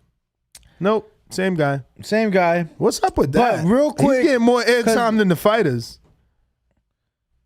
Real quick what? No, I was going to say they're getting to Devin Haney now. All right. In the meantime, I got a blank super chat, $5 from CB3. Got another super chat, $5. Smart Money got Kambosos in a split. Haney only chance is a smart master class. Oh, no, excuse me. Haney's only chance is a master class or KO. Environment will play a factor with the cards. Annie, Ness, can I get a hat? 2 cap emojis. Annie, are you a Patreon or a member? And if so, all you gotta do is pay shipping. And then I'll pass your info. You guys got to give me your info. I need your address and your mailing address and a name. And then I pass that to my producer Ryan, and he will drop it in the box. Maybe Sticky Paws even has drop. Y'all got pickup shipping here, right? You don't got to walk in nowhere. Oh, you think so? Drop the ball again. This guy's getting brought up in the He's like that's more of a Trav question. Screen share, Mr. Confident. Cue in Mr. Confident. So it looks like young Austin hasn't learned how to crop out all the garbage. Looks like it. I know. It was so nice when Trav did it, right? Clean. Wow, he's really coming out with all the belts like that. Like literally from the tunnel of the stadium, it seems like. No, he's gonna. Yes, he's indeed. walking them all out, bro. That's how you got to do it. Wow, look at that. And he's got. Look, and he's got, look, that's where we're gonna be, champ. and he's got the WBC with him there already. But when they brought We up, can take this down. It must take a lot, right? To like, I don't know. That's heavy. And to keep him in that position. Oh, okay, he's passing him off to his pops. All right, we could go back. His pop's gonna sit him on the table for him. All the belts. He gonna be talking greasy right now. We gotta hear this when he starts, though. of course. You know he's gonna talk greasy. You know he is. You know Only he is. 1,500 people watching this on Top Rank's YouTube channel. Yeah, that's crazy, right? Right. But it's on ESPN Plus, so. But that's the app, right? ESPN Plus is the app. Indeed, it is. That's no bueno. Oh yeah, they're doing music right now. Yeah, you can take this down. We'll be back when Danny tells us he sees his freaking mouth at least moving. You know what I'm saying? Yeah, I feel it, champ. I feel it. George had a trial for this too. Let's remind everybody he is not from Melbourne. He is actually from Sydney. One impressive.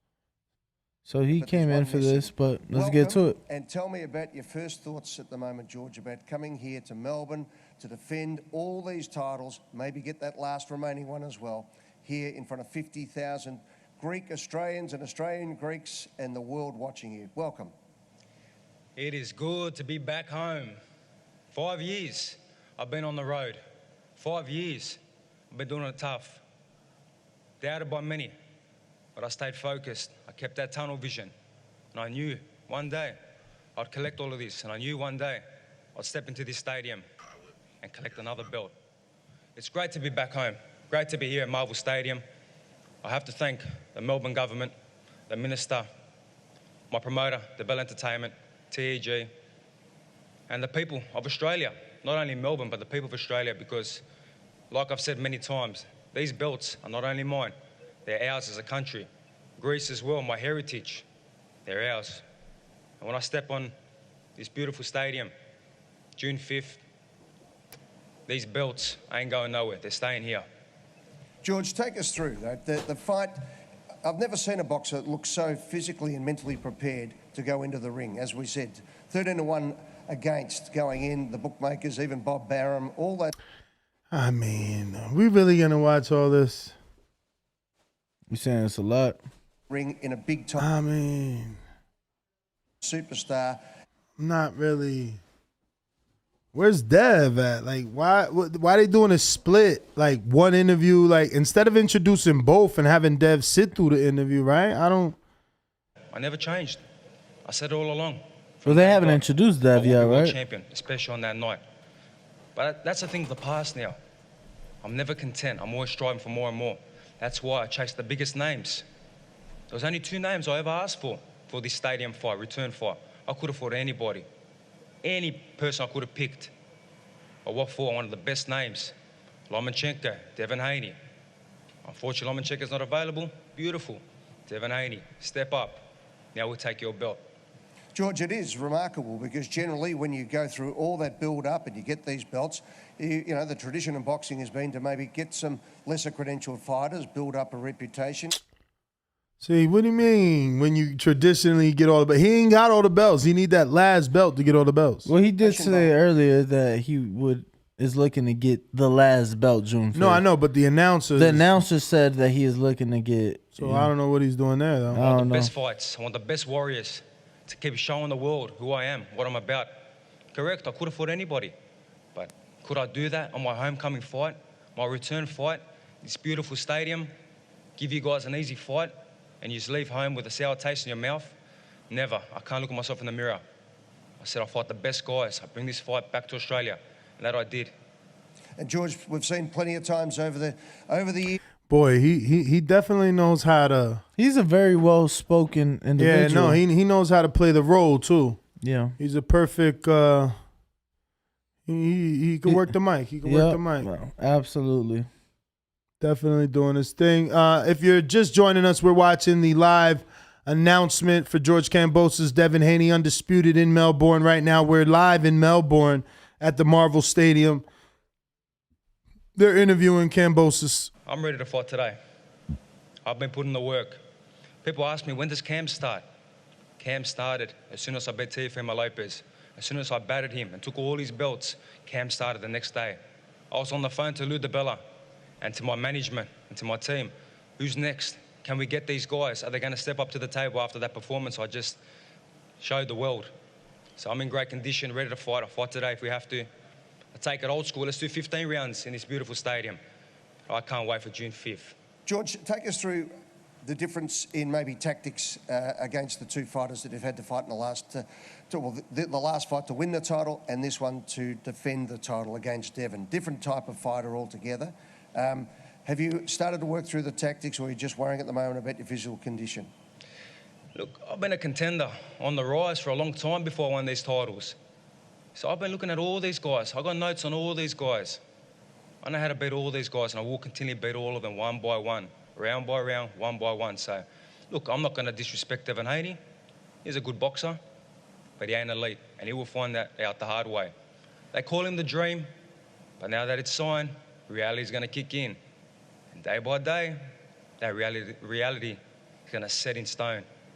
And you're going to see it. This stadium, this fighter you got in front of you, this ain't no game.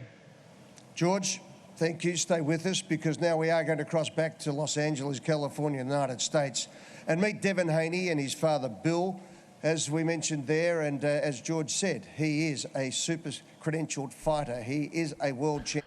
Oh, shit. That Cuban definitely didn't care. That was us.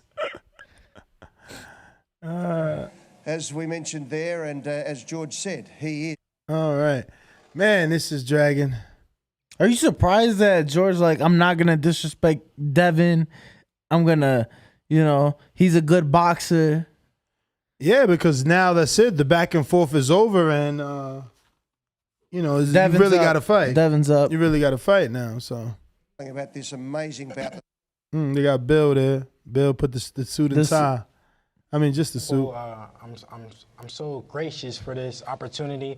This is a dream come true. I thank God for it every day. I prayed for this time to come, and now the fight is official now, and I can't wait. Thank you, God. Alhamdulillah. I'm so gracious, and I can't wait.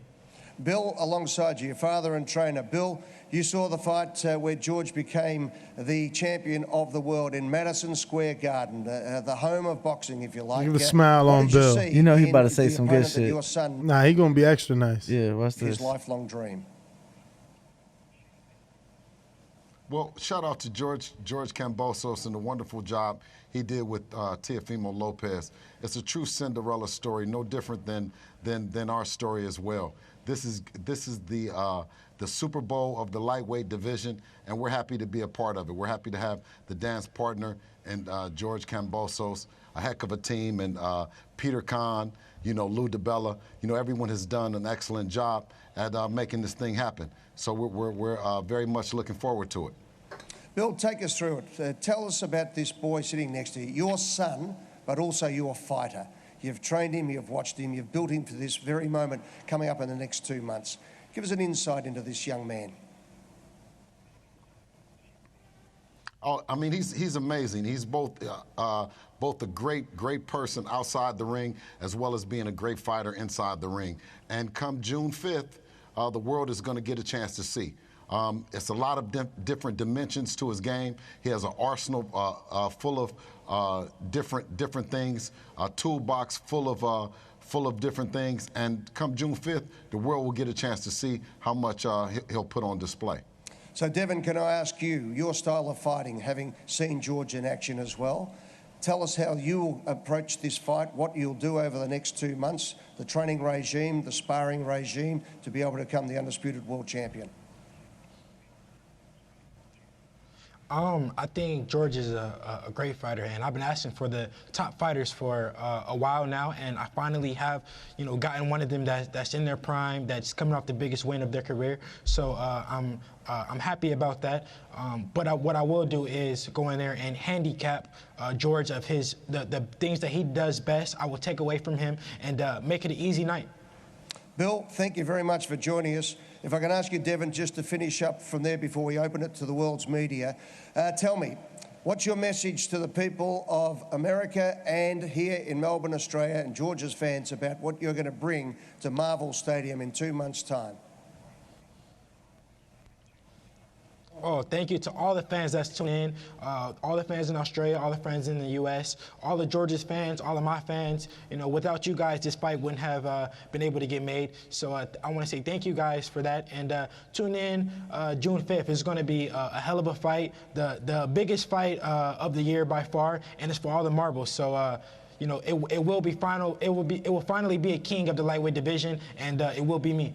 Devin and Bill, thank you. Stay with us for some. Well, that was pretty. Not over, but I mean, cut and dry. Yeah, I mean, they need to let them talk The world's media today. with each other. Yeah, I respect that. But he says he will finish his fight as a king. What's a king to an emperor? I am the emperor. I've gone and done that, and now I will conquer even more. So, I respect it. He's a good kid. Good kid. Just know that we chose you. We looked for the biggest fights. Could have fought anybody. There's a reason why.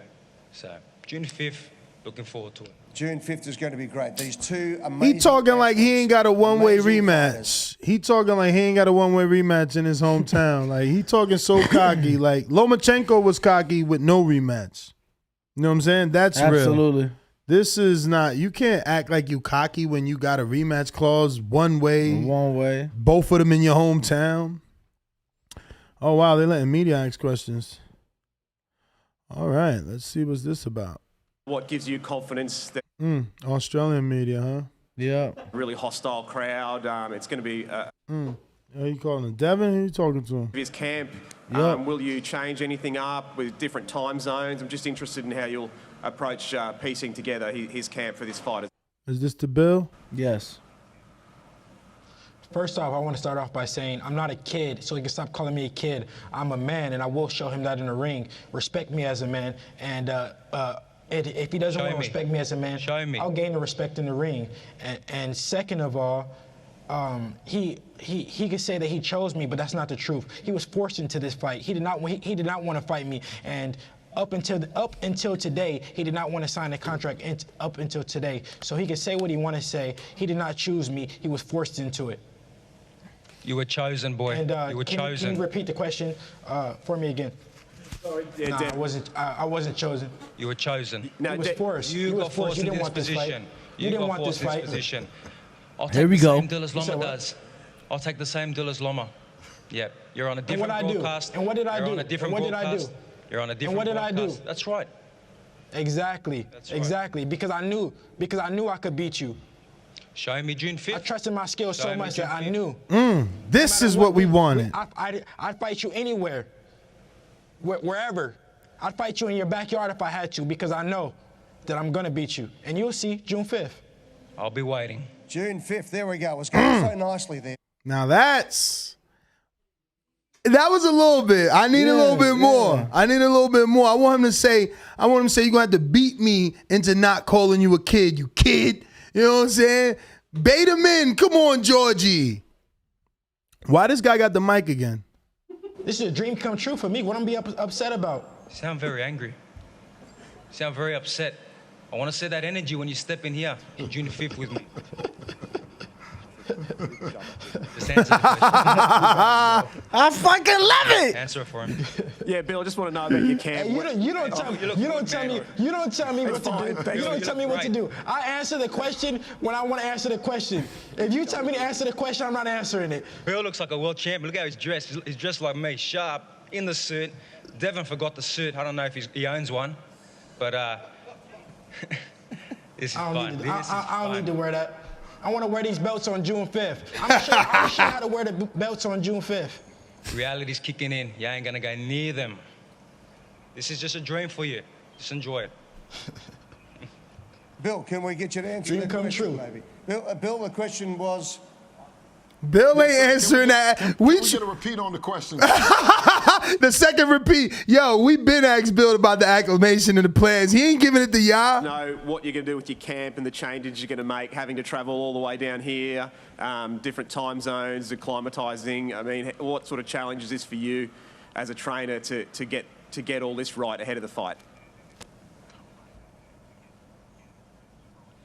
Don't give him a plan, actually, Bill. you know, shout out to the Victorian government and both. I have to say again, Peter Khan, who's also offered us first-class treatment to come over and train and get ready to give the people the fight that they're clamoring for, to make sure that these two gentlemen are well taken care of, and it's a fight that's going to be settled in the ring. I know that it's something that Kambosos made as the last option. I have a lot of respect for him and Jim, but Devin was the last option. And, alhamdulillah, God doesn't make any mistakes. Now it's set forth to June 5th. Everything will be finalized and settled. Shout out to Bob Arum and Top Rank for providing this platform. And ESPN, it's going to be a heck of a fight. We plan to come out a month in advance to Australia. Hopefully we can get a chance to do some media and also put in the work that we want to need and get adjusted to the climate. Next question. Hi, this question is also for Bill. Bill, They George love really him, seemed Bill. to get into Lopez's head in the lead up to the fight at some of the pre-match press conferences. Is that something that you need to be mindful of in terms of you keeping Devin's, I guess, mind on track? Already in his head. No. I think that's just something that's George's personality. But when the two men meet in the ring, it's going to be settled. It's all about skills. Skills will pay the bills. Nothing that George can do or say can get Dev out of his character. Dev is ready for this fight. George spoke about the many miles, the 8,000 miles, or the journey to come over.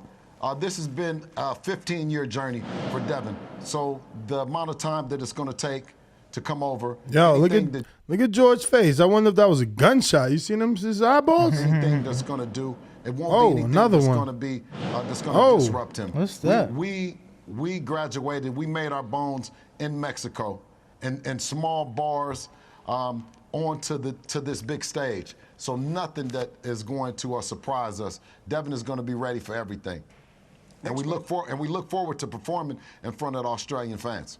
Thanks very much, Bill. Next question from the media.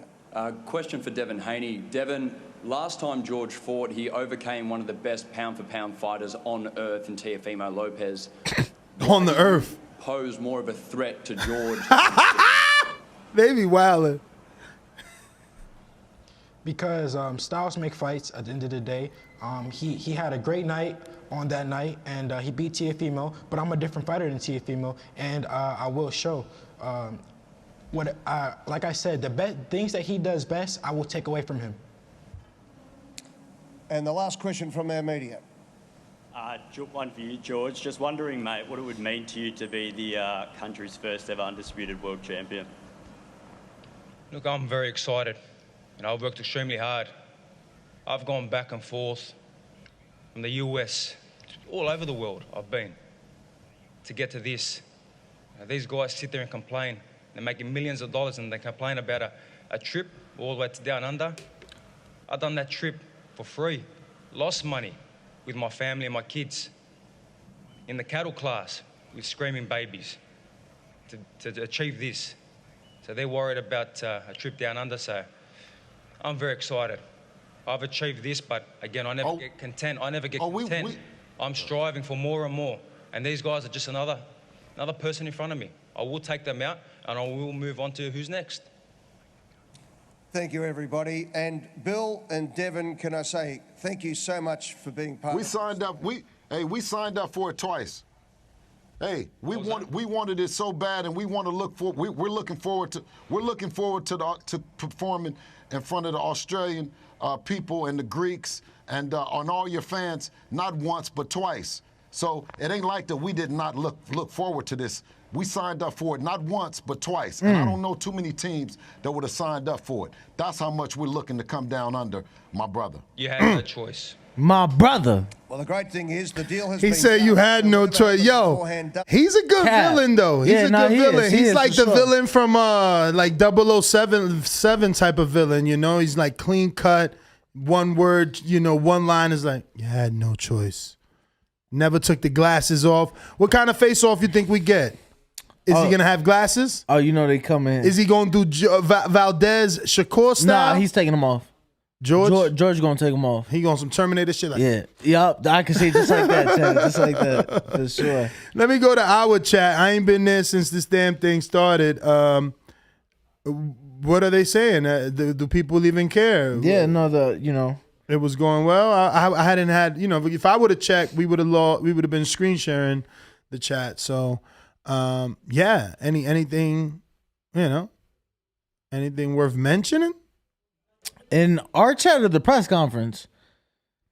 Let me see who's the this. The press conference is wrapping up, Ness. You know, just going through the, through the details there, date, networks. Yeah, that's nothing important.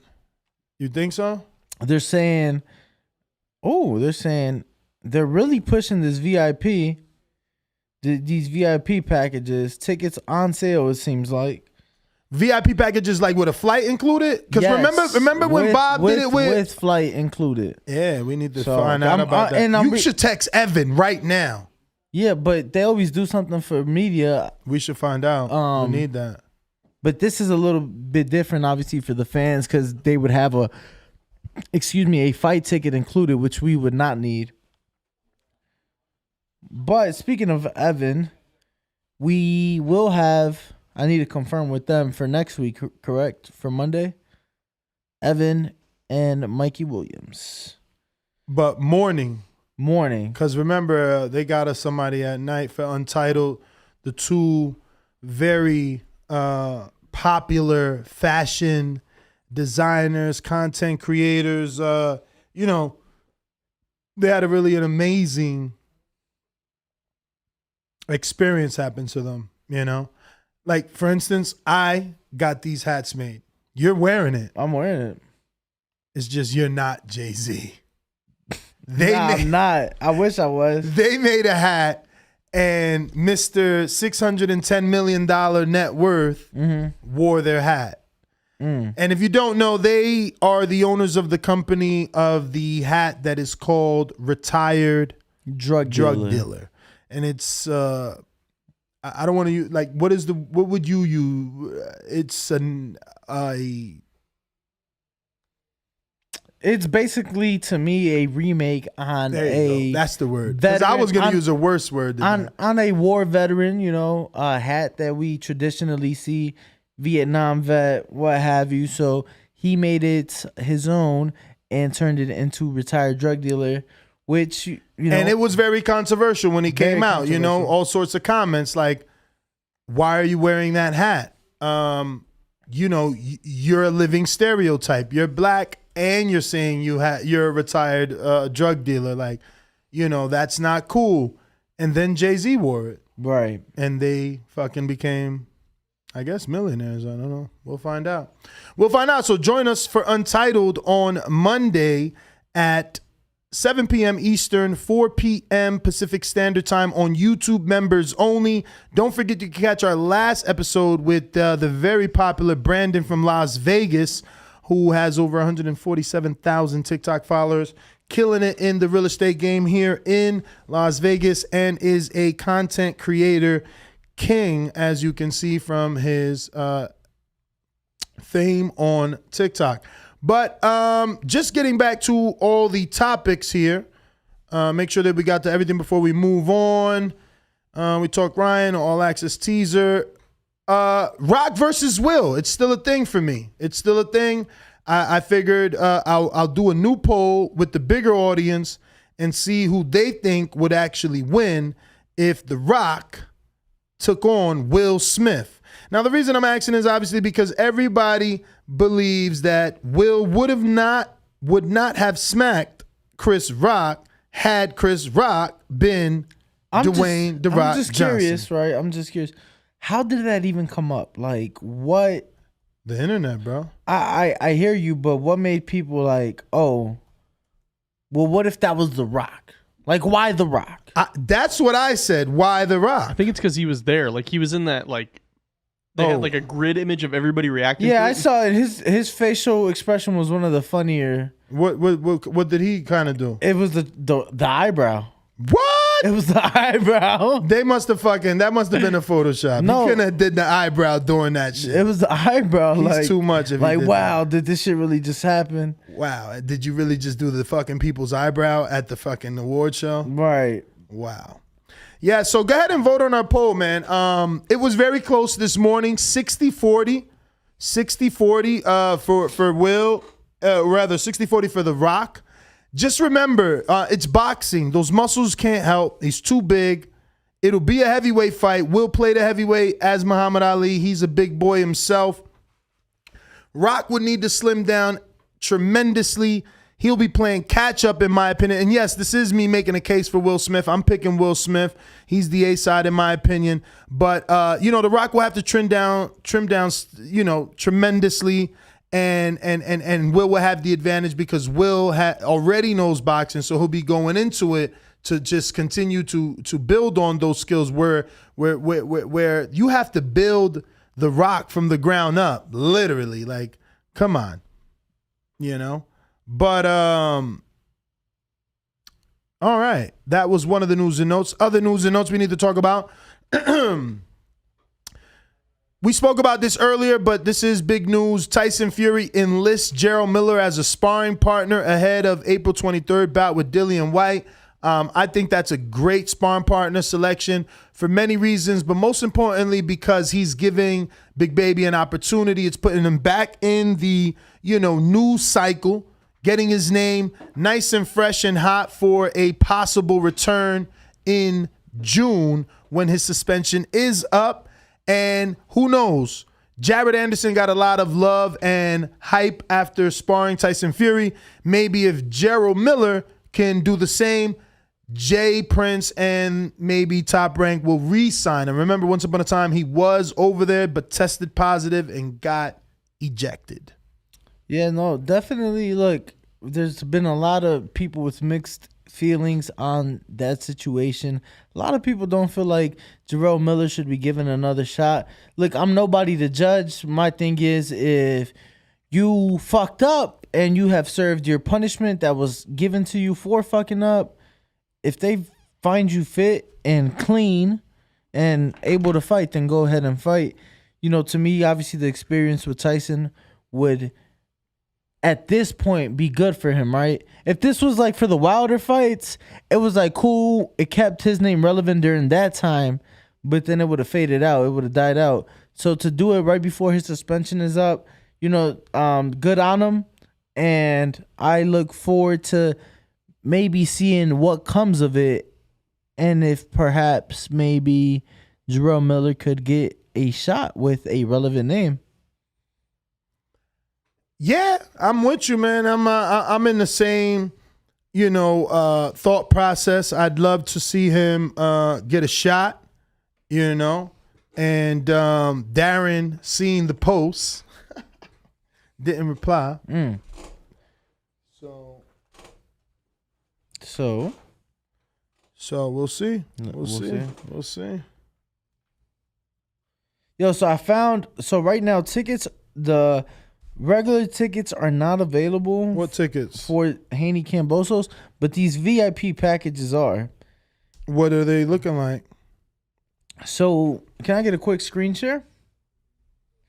So, right here, oh, fuck.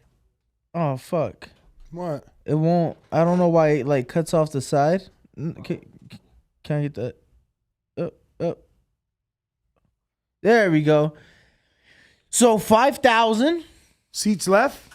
No, $5,000. But see, this isn't including the ones with flight and hotel. They were talking about ones with flight and hotel.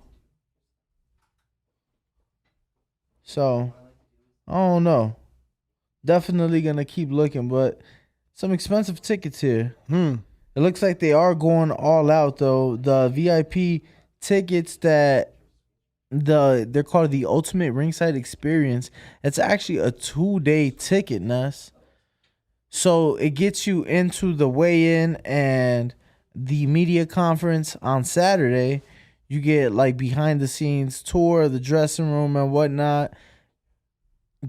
So you get to experience the stadium itself. You get to take pictures with the belt. Get to meet members of Kambosos' team, but not Haney's. Oh wow! And I mean, it's his VIPs, right? Yep.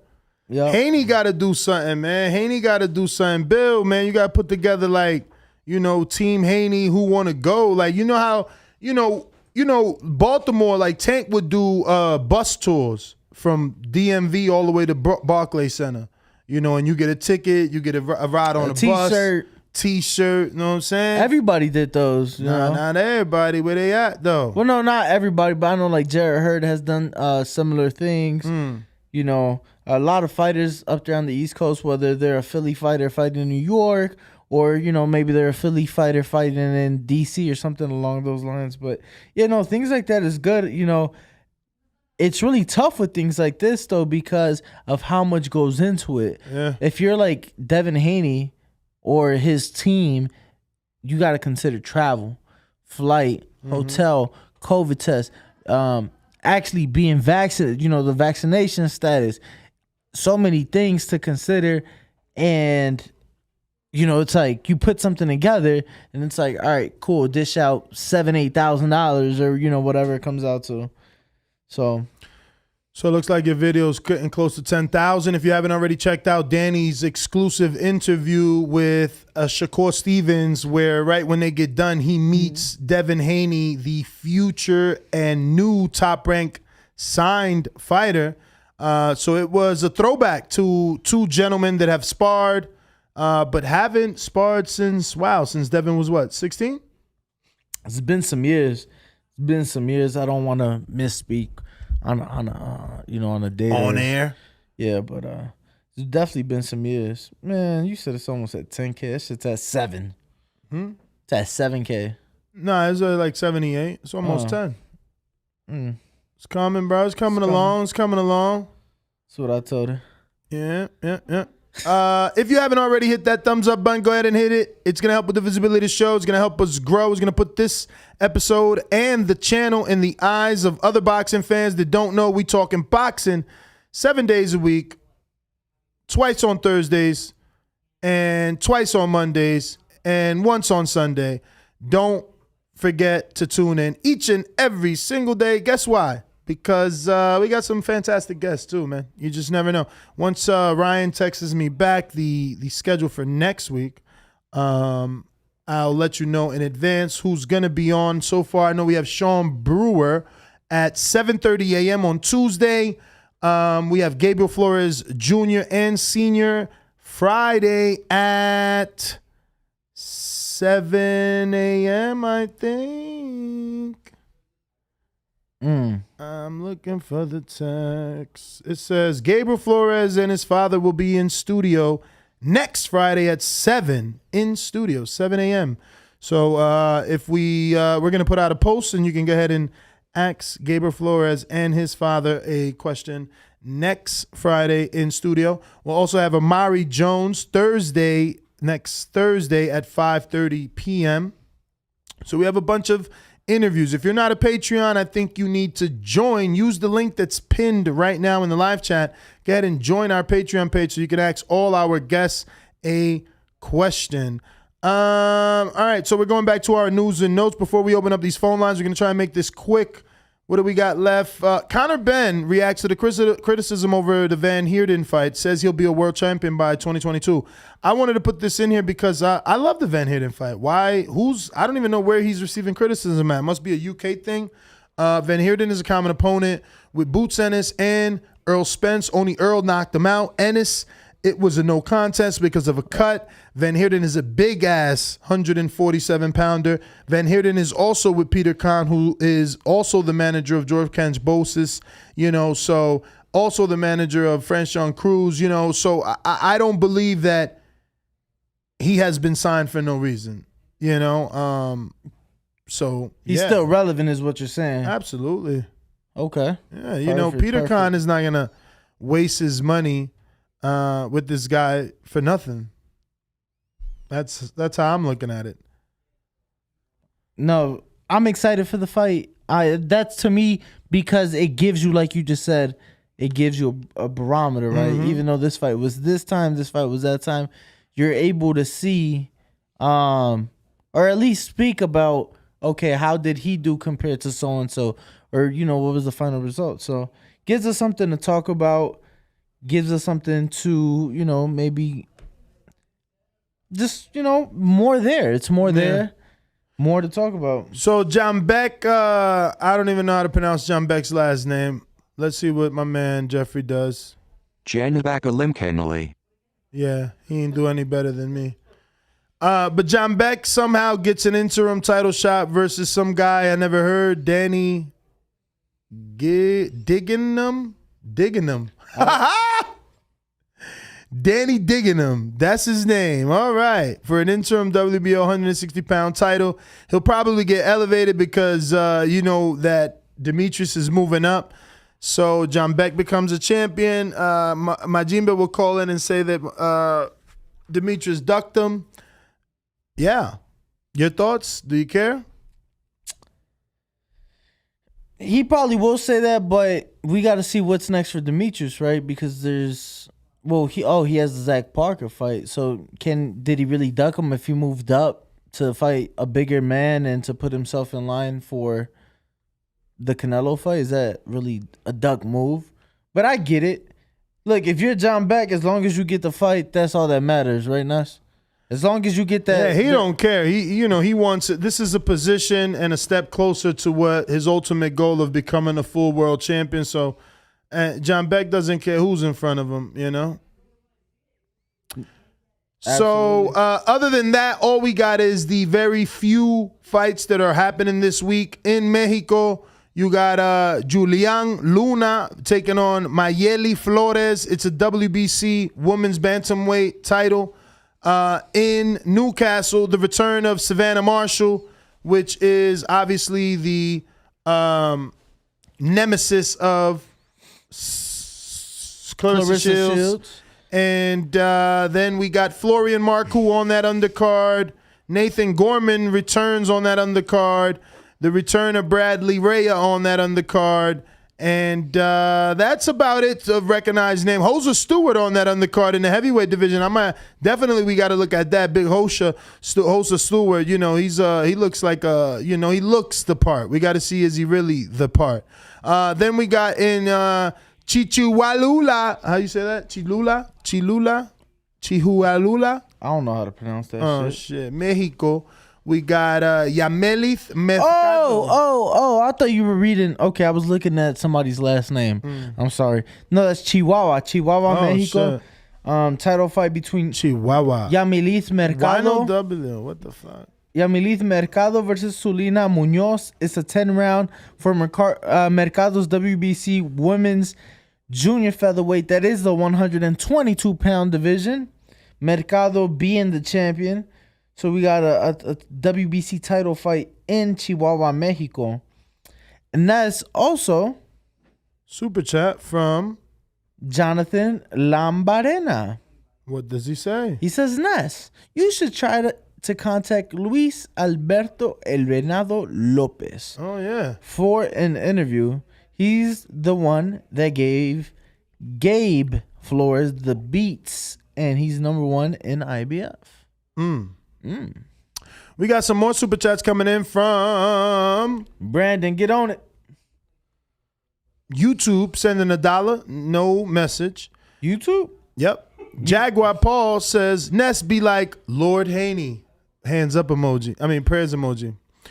High and Low Sports Centrum says, now the dream will become undisputed. Right back with another one that says, the boxing voices more. Shout out to High and Low Sports Centrum with 2 back-to-back. We got Alex Lemon, my Iron Throne, that says, Ness, are you going to stop talking trash about Top Rank now that we have the future undisputed champ Devin Haney in the 3-fight deal? No. Jonathan Lambra, we already did that. All right, so we're going to go up to these phone lines. If anybody wants to call in, now is your time to do so. We will take calls for about the next 15 minutes. We got some scheduled interviews. They're running late. Some members of Danny's team and members of Shakur's team. I say Danny's team because we're going to have a Chicago fighter in the building, and then we'll have Shakur's strength and conditioning coach? Who was he? One of the coaches in the camp. One of the coaches in the camp. And I don't know if he was able to, but Pop said he was coming today. He did say that. So did you text and see if he's in the car? Like, you've been texting with him. They talking about 12 minutes out. You didn't say, hey, is Pop in there? Pop. Yeah, that's a good idea, Ness. Yeah, because then we know how many like chairs and waters and. Yo, I have a question though. So Haney wins, right? The fight will be June 5th in Australia, June 4th here. So does that mean he gets 2 wins because he fought on 2 different days? I don't know, but what they would BoxRec registered, that's what's important. To me, the fight is wherever it's taking place. So to me, the fight takes place June 5th. I'm seeing the poster with both dates on it. Actually, I'm seeing the poster with Saturday, June 4th on it. But it says live on ESPN. So obviously on ESPN, that would be June 4th here in the States. Is this the lady from yesterday that came to the studio? That came to the studio. Let me see. I don't even think. Let me see. No. I don't know. Me neither. I didn't really pay, Well, we got some callers on Blog Talk. We're going to go ahead and get to those and open up these phone lines. Let's go.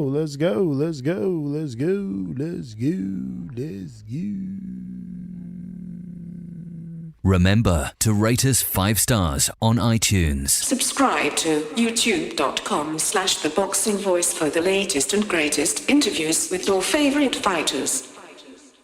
Mad Bent 100. What up? Can you hear me? Yes, sir.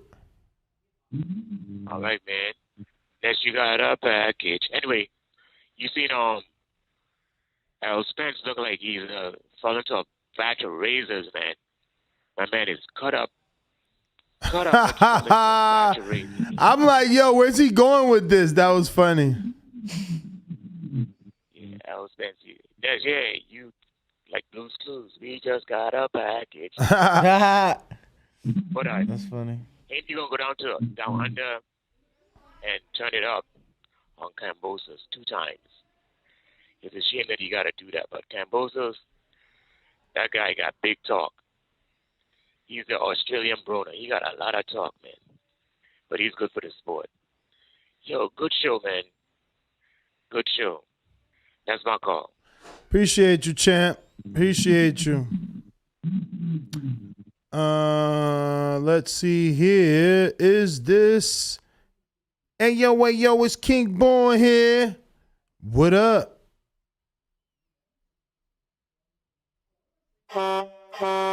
Brooklyn Jew is coming through your town. Let's get to it. When you see old dirty bastards in a position like that, then you know that I'm getting ready to bust your. I love my TVV, comrades. TheBoxingVoice.com. Listen, man. What? Goddamn spider crime, goddamn Shao Shane. That's all I need, and I'm good. SDS Promotions.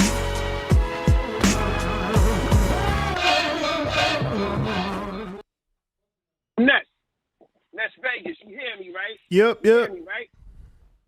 Listen, man, love my TVV comrades, love my TVV live chat comrades. Let's get to it. Yo, this is a new age shit saying buck wild because he Godzilla, right? He a little Godzilla. He a mini Godzilla, right?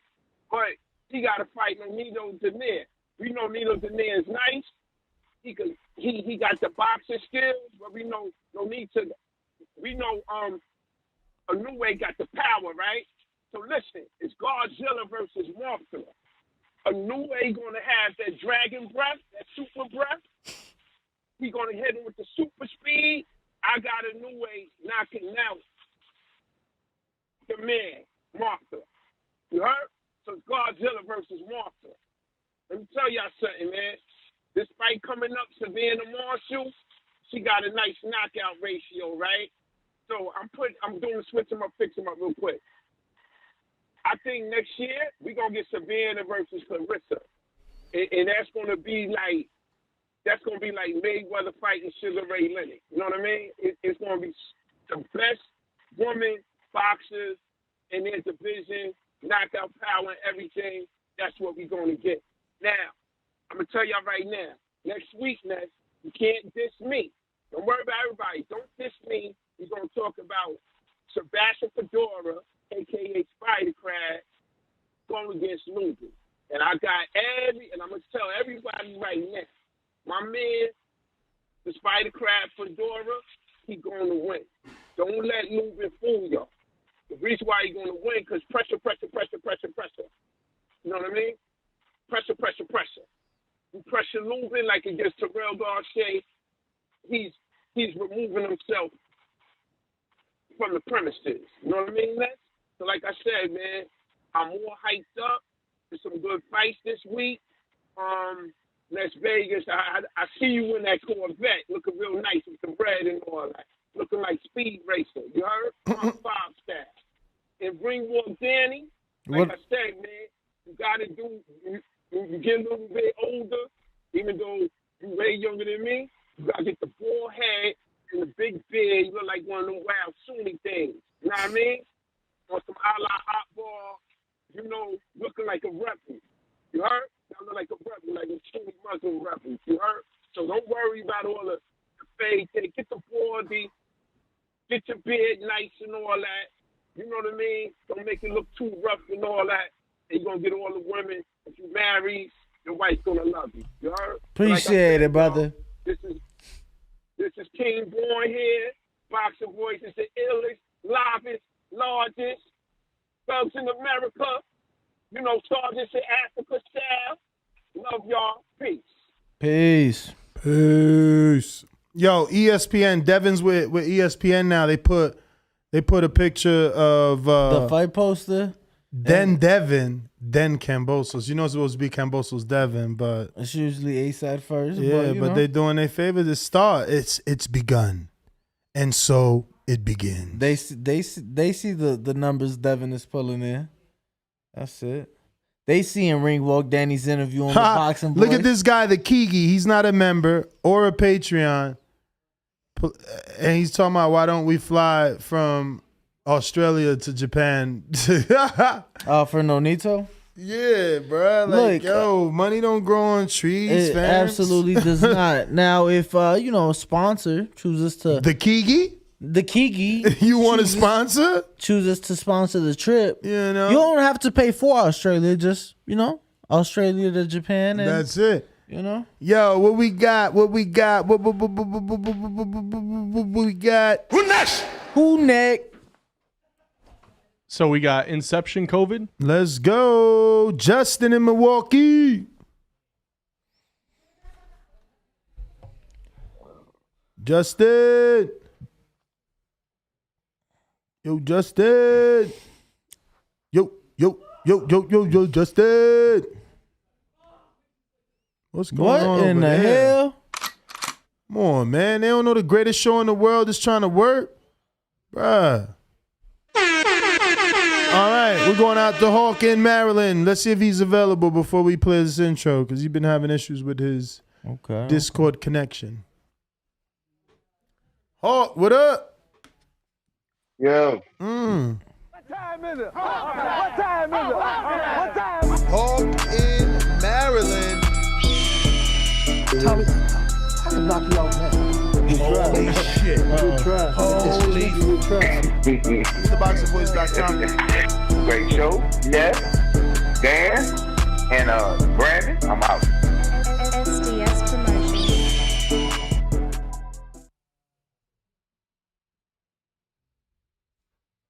Hulk. Hulk. Yeah, can you hear me? Yes, sir. Oh, okay. That mute thing is backwards. Okay, you hit it backwards. Anyway. Ringwalk, what's up? Yo, Ness, what's going on, my brother? What up? What up, champ? All right, I got a couple things, when does that Lubin fight? That's next weekend. That's April 9th here in Vegas on Showtime. Yes, sir. Oh, right. Okay. I got the other guy. You got Fondora? I got who? You got Fondora? Oh, I got what? Fondora. Oh, what? I got Fondora. I don't like his punch resistance. I don't like how he look when he getting hit. Hey, but with some crazy stuff though, how old is that? I don't want to say old, but Danny Jacobs still getting his record improved. He gets Jaime Munguia, and Charlo is fighting somebody we basically is just not from our town. I mean, that's crazy. That's why Danny Jacobs got that record that Charlo can't get to. He fighting the fights, man. I think that's gonna be a good fight. But who was that? Who else we was talking about? Oh, no Nito. I got no Nito in that fight. And no Nito in that fight. And what's that other dude y'all was talking about earlier? Man, I can't think of his name. Who's that? Gervonta? We were talking about Gervonta. Yeah, but I wanted to say about Spence. Okay. Spence looked like he's been at that weight for a minute. He looks real comfortable at his weight. I like how Spence was punching. I like how Spence looked. And I got Spence stopping the Ugas. Yeah, I got Spence stopping Ugas. He's going to put the brakes on him. Yeah, definitely. All right. But, all right. I'm done. Y'all take it easy. All right, champ. Thanks, Hulk. All right. So I'm getting a lot of messages. It's going to be about $25 shipping because, I got to put a little box or one of those little bags. Then you got to pay for the shipping, all that. I ain't paying for that. You paying for that. I already paid for the hat. The hat alone is a $65 hat. It's genuine suede, which is leather. Then it's 2 different colors, which means that's more. I could have just went all black, but no. Chose to do red suede at the bottom of the bill. It's embroidery, which is also more than this shirt I have on. This is like some iron-on shit. This is not. This is stitched on. This is real. The inside also says the Boxing Voice. It's not just some cheap shit that just is like black. No, the back has the Boxing Voice logo glove. Like, it's the real deal. So, not saying anyone's complaining, just letting you know I'm getting a lot of messages. You know what I mean? It's free to you listeners, but you are paying your shipping. I'm not paying that shit for you. I already paid for the hat as a show of gratitude. See my smile? I can't see that far. It's Inception COVID. He said that it went to his laptop. I think he has it all figured out now. All right, Mr. COVID. Calling the vaccination. Can you hear me now? We hear you. Yeah, I don't know. It goes to my laptop because I got Discord on my laptop. For sure. What I'm saying is Devin gonna sleep Kambosos, bro. And the reason why is because he called him a kid, bro. And it's like me and Devin are like 1 year apart, bro. And like our generation, like when we work hard for something and someone calls us a kid, bro, like we take that personal. Not on like being called a kid, but like the whole interview, even like the person asking Devin's dad, like she was insinuating like that Devin can't even like doesn't even have the discipline to like train himself, and it's like that's kind of disrespectful towards like a champion. And it's like no other boxer, like they don't treat Shakur, they don't treat Ryan that way, and it's like why does everyone think that like Devin is just like a spoiled brat that had everything handed to him? And it's like he gonna literally sleep Kambosos, bro. I feel it in my soul. And it's like, that's all I got to say, man. Besides, like, the fact that Kambosos is Justin, I got to cut you. I'm sorry. Go. I got 2 guests in building. I was trying to let you wrap up, but that didn't happen. So we'll be right back to you. I'm going to pass over to Danny as he is obviously more familiar with not only the trainer, but the fighter out of Chicago from his city. And, yeah, take it away, champ. Yeah, we got Antoine Cobb out of Chicago. He will be making his return in the ring. Had one of the knockout of the years last year, making his pro debut in Atlanta on Shakur versus Heerden undercard. He'll be back for the Shakur versus Oscar undercard. You know, going for 2-0, 2 knockouts. And champ, first of all, thank you, welcome, and just, you know, talk to the people. How excited are you to return to the ring April the 30th? I'm super excited. My first debut was awesome. It was everything I wanted to be, everything I grew up and wanted to do for a debut. It was everything. And so my second go around, I'm in a good training camp, got a good team around me, and I'm just looking to be explosive and let everybody in the boxing game know who I am. Made a lot of noise for your professional debut. That was a knockout. Knocked him out cold in front of Kanye. Like, what was that like? What was that like to know? Did you know Jay Prince was bringing Ye out? Yeah, I kind of knew Ye was gonna be, but I didn't know he was gonna be like front row. I never met him, so it was just like, you know. And then Ye from Chicago, I'm from Chicago, and when I knocked him out like that, he was just like, man, we gonna talk. I ain't really talked to him since, but it was just, it was big, just, you know what I'm saying, for him to say a couple words to me. And I guess Jay told him I was from Chicago or something like that. And so it was just big, man. He was right there. You know, it's been a couple months. Good things come to those that wait. We got Coach Dirt in the studio as well, along with Teray. I know you handle strength and conditioning. You know, Coach will give Coach Dirt the time to speak as well. But just talk to us. You've been working here with Antoine. What have you seen now in camp for his second fight? And what have you liked? What are you expecting come April 30th? Well, this time coming into camp, we kind of like had a feel for and kind of had like expected where we kind of should be. So I feel like we came in camp better than when we was at coming into last camp. So we just gotta keep building off of that. Every day we just trying to get better.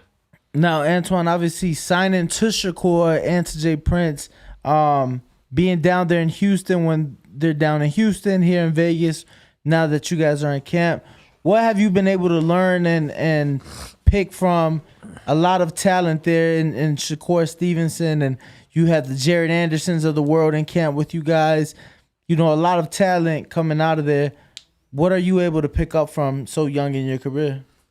Just by coming from Chicago, me just being a dog, I used to think like, man, I got the best work ethic. I'm a dog, this and that. But just being in camp with someone like Shakur, who pushes himself, he don't even need nobody to motivate him. But just being next to him, how he motivates himself, motivate everybody around him being an elite athlete, going to the Olympics and doing everything I dreamed to do that I ain't even make it to do, and him to see the talent, and he see everything. He see a lot of potential in me. So just by having him next to me every day, pushing me in camp every day, I see this man every day. We eat together, we work out together, run together. So just having that competitive nature around me every day, the sky's the limit. Can I ask how'd you guys meet? Because you being from Chicago, obviously him from Newark, and you know the transition to the VA area. How'd you guys connect? Houston area. Yeah, I met him through. No, I'm talking about Shakur. Yeah, I met Shakur through Jay Prince Okay. on his the day before Shakur's birthday, like 2 years ago, almost about two and a half years ago. I met him day before his birthday. Jay had brought me down to Houston to spar a couple guys to see what I had and everything, and it was the day before Shakur's birthday, and he was in the gym. Jay Prince had brought Shakur in the gym to watch me spar and everything, and Shakur had asked, Jay Prince had asked Shakur, like, man, what you think about the young fella, this and that? And he was like, man, he can fight. I like him.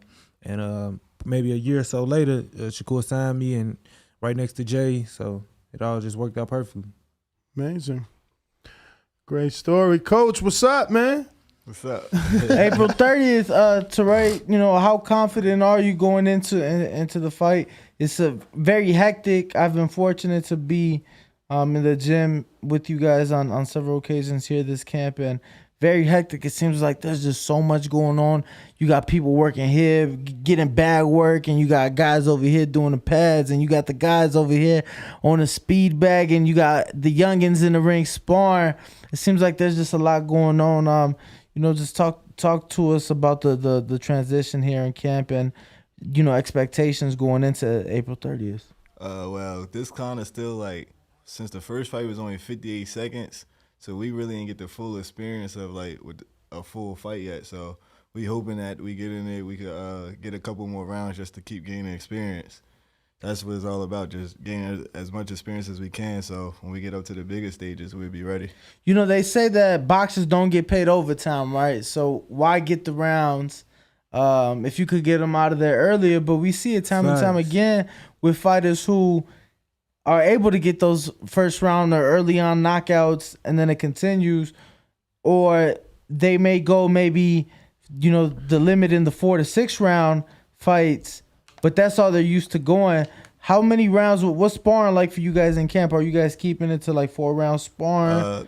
No, we've been trying to get 6 to 8 rounds each day, but depending on how the body feel too, we also go off his body feel. Like we don't come in there like, oh, we need to do 12 rounds. If we come and he feeling good, we do 6 rounds and he's still feeling good, then we just we add on some more. So we kind of just go off base how the body feel.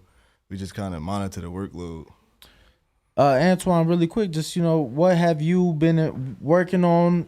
Obviously not giving too much away, but just little things here in camp. You did it once. You got that out your system, right? What are you working on, and what can we expect to see here in the second fight? Because obviously we didn't get to see much of it in the first, in your pro debut. We just being more composed, being more of a professional, getting a more professional style. In the amateurs, most people said I had a professional style, so it's just putting all my tools together, being around all my coaches, my managers, everybody together, getting on one accord and just building it together and just being more of a professional athlete. You know what I'm saying? Absolutely. If we could get a screen share really quick, Austin. Right here, we are watching your highlight knockout that you had in October, professional debut. What was going through your head just seeing them? Look at that. Oh, yeah, that was crazy. Seeing him go to sleep. I mean, he was out. Obviously made Sports Center top 10. He was out of there before he hit the canvas. What was going through your mind watching? We're good on the screen share. Watching your opponent go down. Like I knew he was out once I hit him. Like I felt it. Like I felt it go through like my wrist. Like I knew it was like a clean shot when I hit him. And when I just like followed him, like as he was falling, my eyes just followed him down. And once I seen him like that, I knew it was over with. So, but it was like everything, even like walking through the tunnel. Like I always knew, like, oh yeah, because getting ready for the fight, you know, I'm fighting on ESPN. I'm fighting this the professional. Da da da da. But it didn't really hit me until I hit the tunnel when the big ESPN flashlight hit me walking down the tunnel. That's when I finally got the feeling of like, oh yeah, it's real now. You know what I'm saying? But the fight it was just like this. So, yo, so let's be honest, right? Because it seems like every fighter I've ever interviewed says, oh, you know, I don't get nervous. You know, that I'm used to the bright lights. You know, I'm born for this. Were you nervous making that ring walk? I was like really confident going in, but like I ain't gonna lie, the locker room, the people I was in the locker room with, it was just like everybody. I think I was on the wrong side. Like everybody was just like sitting down, just in a corner like this. Like I'm in the locker room. I'm like the second fight out, and everybody like ain't nobody pumping up. Ain't nobody. What the fuck? Why y'all wasn't turning up? I end up turning up. I end up turning the whole locker room on. My coach Dirt, started telling me you always got a speaker. So I'm like, man, he turned the speaker on, had some Herbo going, and just like, and I was amped up. I was like the only one amped up. I had the second fight of the night. Everybody in there quiet. You hit a bell to get ready, but everybody quiet. I'm just like, that was kind of making me nervous. But as far as nervous about what I gotta go do and how to perform, I wasn't. I don't know. You gotta bring the party where you at. Yeah, you gotta bring the party. So I turned up in there, and as I'm walking through the tunnel, I was turned up. They had my music right. I got in there, and I did what I had to do. It felt like everything was right. What are you playing in the gym right now? Like what gets you going when you in the gym, when you getting some work in? I'm off that new Lil Durk 7220. I'm off that Jadakiss. Jadakiss always do it if I want to feel like some old Beanie single, feel it in the air. What? That Phil Collins, feel it in the air. What? Original. I was just singing Phil Collins in the studio. But the one with Jay-Z. Oh, yeah. On Blue, I think it's Blueprint, I don't know, the White album. That White album. Okay. Okay. And, that. We listen to some Sue Surf. I got some Sue Surf. Okay. You know, everybody in my team are from Jersey. I'm the only one from Chicago, so everybody from Jersey. So, So they put you on? Yeah, the little Sue Surf. But I watch battle rap, so I Sue got Surf you. on that too. So I got you. I got you. I got one coming in from the people. James Valdez from San Antonio says, "Who has more pop in their punches, Shakur or Crawford?" So did you spar Crawford? yeah, I sparred Crawford. I sparred Crawford and I sparred Shakur. But I say I'm gonna say Shakur because I did more rounds with Shakur. Wow. Like me and Shakur, Crawford only sparred one time, and it was like 4 rounds. And it was like our first time sparring, so it was like kind of like filling out chess match. What was that like for you? That You was- know, that was- obviously Bud being considered one of the top pound for pound in It the was sport. a big moment for me, just, you know what I'm saying, coming from Chicago, getting the opportunity to go on a training camp with Shakur Stevenson and Terrence Crawford. That was crazy. But yeah, we only sparred like 4 rounds and it was over. But me and Shakur, that's my manager, so we sparring. He getting me ready. We sparring all day in Houston in the off season until we get another fight booked. And you know what I'm saying? So we always working. And I say he real hard on me, so he know I got the potential to be more. So yeah, I say Shakur hit me with a shot. Well, I was like, oh, okay. I'm curious, what did you see in Shakur and his team that made you believe in them so much to where, sign with him? to 'Cause he's to young. sign with him? But what you didn't sign till after you made your pro debut, so you trusted them to, all right, cool, I'm gonna put my pro debut in your hands. I'm gonna rock with you. Obviously, it was a big stage, but what was it about the team? You know, obviously you saying Jay from Houston, you from Chicago, they from Jersey, everybody a little bit from everywhere. What was it that made you feel like family, that made you trust in them? When I first met Shakur, we was just like kicking it in the gym, and you know, like everybody, a boxer, up and coming boxer, you know who Shakur Stevenson is. So when we met, he was Shakur's you know what I'm saying? Right. He was real open to me. It was just like everything felt natural. I met his family, his mom. She loved me like a son, you know what I'm saying? Everything like that. And when I met his granddad, he started working with me in the gym. And this was like a year before. This is just a year before I got signed. His granddad was working with me, and I liked the teaching his granddad was showing me and everything. Then I met Coach Dirk down there, and I liked the team he had, everybody. He got a lot of family around him. A lot of other fighters be having friends and people that he got everybody he really trusts and mold around him. So I just liked it that. And I actually had the contract to be signed before the professional debut, but we didn't just like waste no time with it. We just, let's go take care of this business first, and then we come back. We could just, you know what I'm saying? Sit down, do business. Yeah. Was that you sparring that day? When we got there, was you done sparring or did you spar when we got there? No. He wasn't sparring that day. Two days Because I seen ago. you pop in the corner for somebody. But not when we were there. You didn't see me spar, bro. Yeah, man. You sparred the young kid that his trainer kept yelling at him? Oh, no. You talking about, nah, that wasn't me. That was the youngest. Nah, that wasn't me. Nah, Okay. he talking about your boy. I was about to say, that was some good ass sparring, though. And I want to get to Who? Coach. Tank is your boy? Nah, No. That's. I don't think they was there for that. Sport. Nah, I don't saw think. them. Yeah, They was we there- got they there was towards the Nah, end. it wasn't bad. That young boy was good. it It was some good It was sparring. Fernando Vargas. Sounds No. No, we got I there wish. after. Yeah, we got there I after. wish we was invited to that when we was Then here it was though. when you was sparring. Huh? It was the day Devin came. Yeah, the day You was just there. I just don't remember if you got out the ring or you was already in the ring. I don't even know if y'all, I don't know. It had to be, y'all was there though. But really quick, I know you were in Houston. I don't know how close or how deep you were with Shakur at this point, but a video of yours went viral. It seems like a long time ago.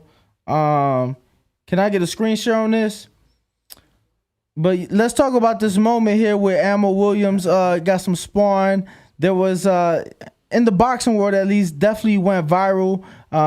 I don't know why it's buffering. It looks clear on my side, but at the time, I think I did see this. This was you? I don't know. Yeah, at the time, it was obviously viral in the boxing world because Ammo had a lot of experience, and was making noise. Bruh, at that I didn't time. know this was you. Yeah. Oh wow, he can't. People like started to dislike him when he put this out, and he deleted it. Yeah, he blocked me too. We're good on that. Oh, did he? Damn, but ain't Ammo 160 or 154? 154. Originally, you're at 40, right? Yeah, he walk around like 180. He was like 180 when we sparred right there. No, you could tell the How difference. many amateur fights you got? Like I was 97. Oh, you very 11, yeah. okay. 97. You experienced. 97 11.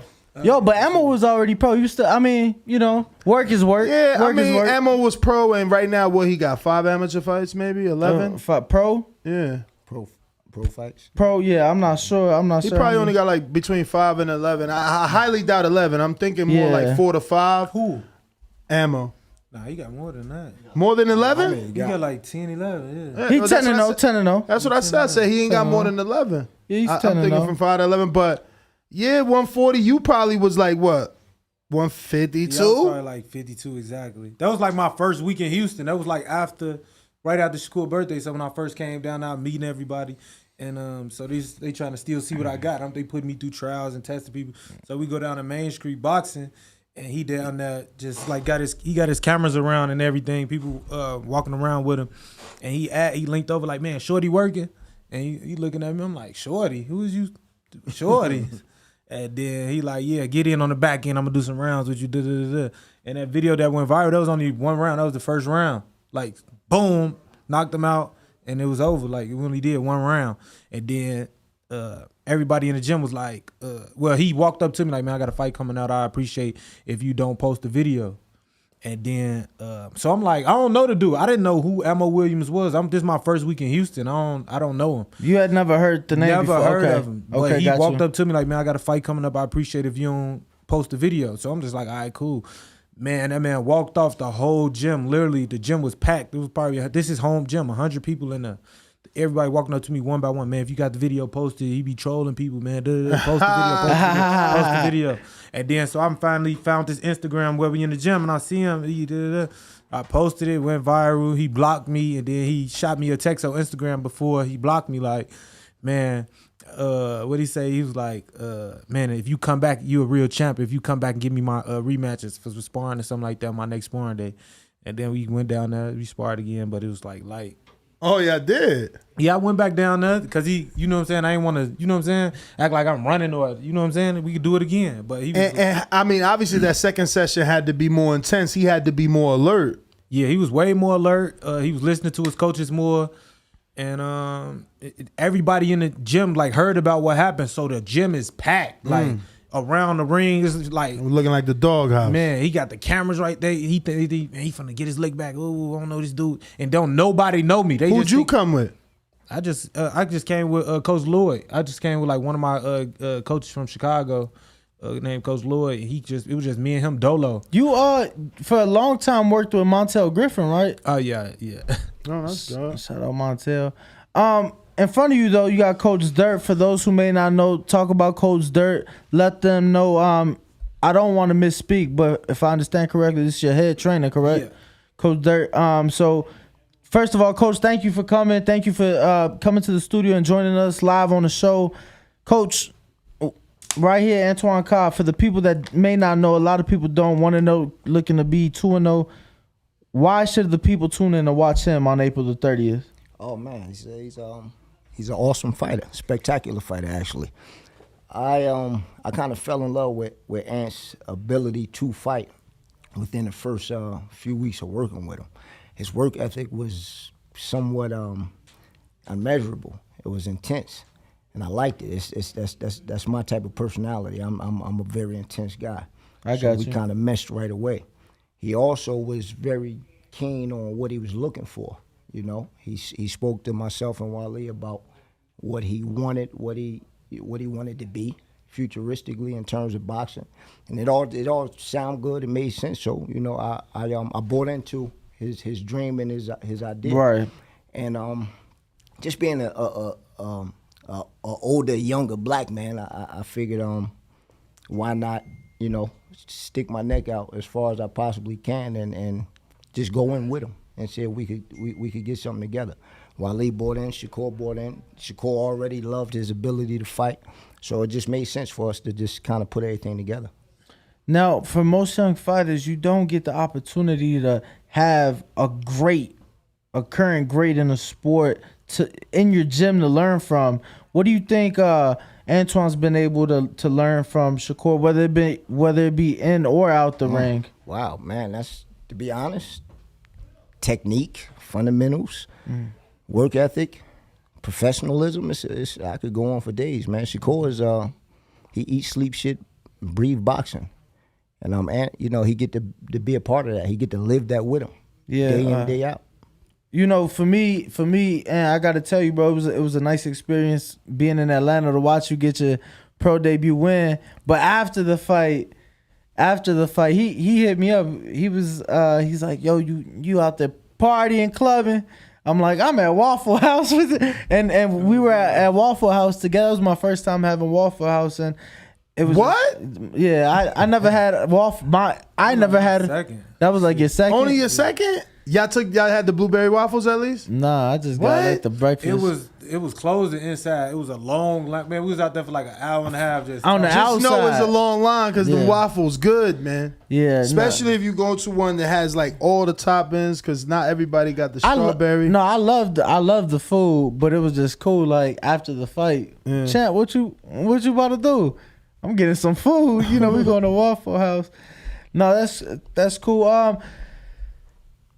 What is it that you think Coach brings out of you that you guys mesh well, whether it be in camp, in the gym, in the fight, whatever the case may be. But what is it from Coach Dirt, out of other coaches that you've had, that you feel like he brings out of you that you haven't had in the past? A lot of coaches that I had, like I trained with a lot of coaches in Chicago, and just off like my athletic ability and my me using my brain inside the ring, people just let me coast a little bit. Like, oh man, he got it. Like a lot of times they don't really tell me nothing. Like after that, they just see, hey man, he's a supreme athlete. He's you know what I'm saying? He's aggressive. Right. He uses his brain. They just let me, you know what I'm saying, kind of do my own thing. With Coach Dirk, he's intense. He always some days I think I did good in sparring. He'll be like, man, no, you got so much potential to be more. So like while I lay down at night, I'm thinking like, man, I could be so much better. I have a good day, and then he still see where I could have did this better.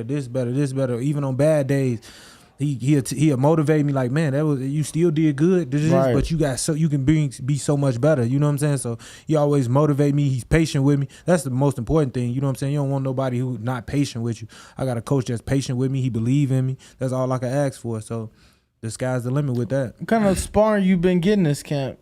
I've been getting a lot of great sparring. I just sparred.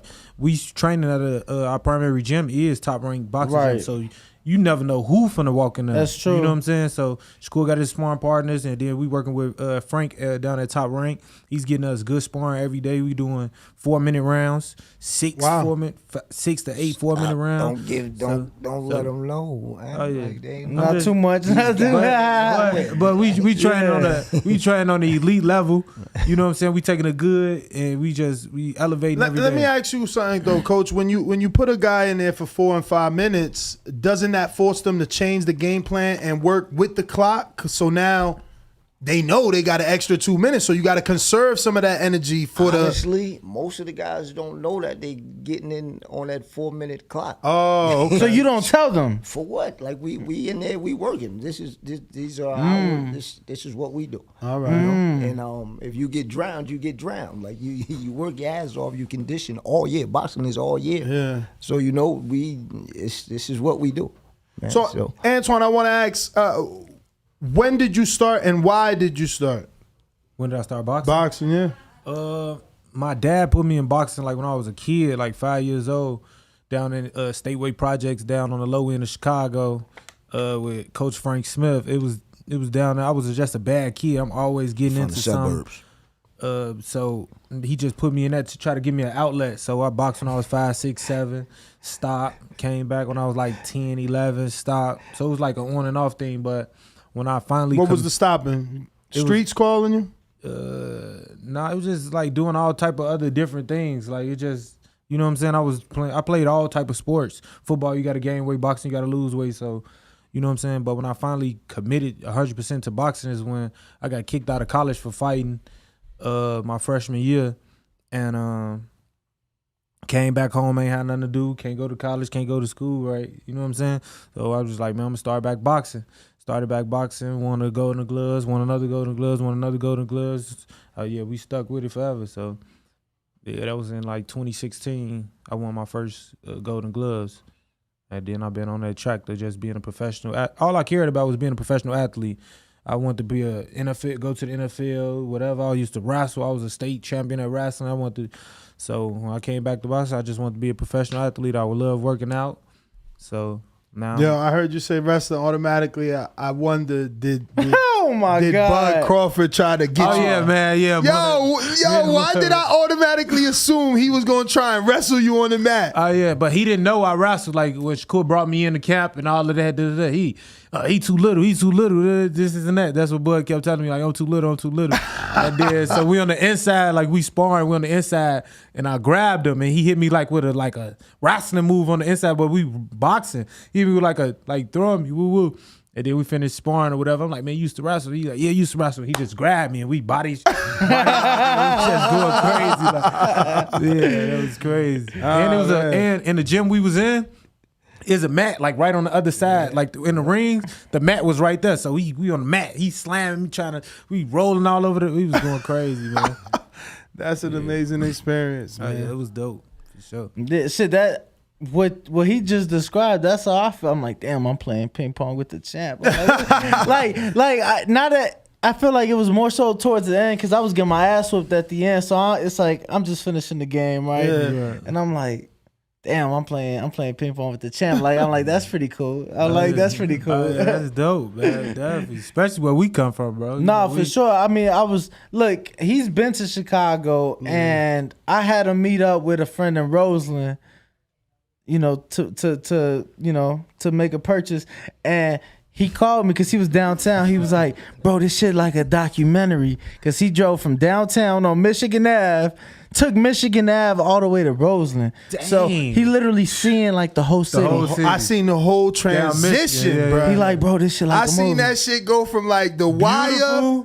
Yeah, from beautiful to the wire. trenches. Then it turned into like Mexico. Like it turned into all Latino. Yeah. I was like, what the fuck happened? Yo, that was Michigan, you official. gonna see it, yeah, for sure. I got another one from the people, Young Tiga, that says from San Antonio, what fighter from the past would you like to fantasy match up against? Tank Davis. So he wants you to match up Tank with, and fantasy matchup for yourself as well. So what fighter from the past would you match Tank with, and what fighter from the past would you match yourself up with?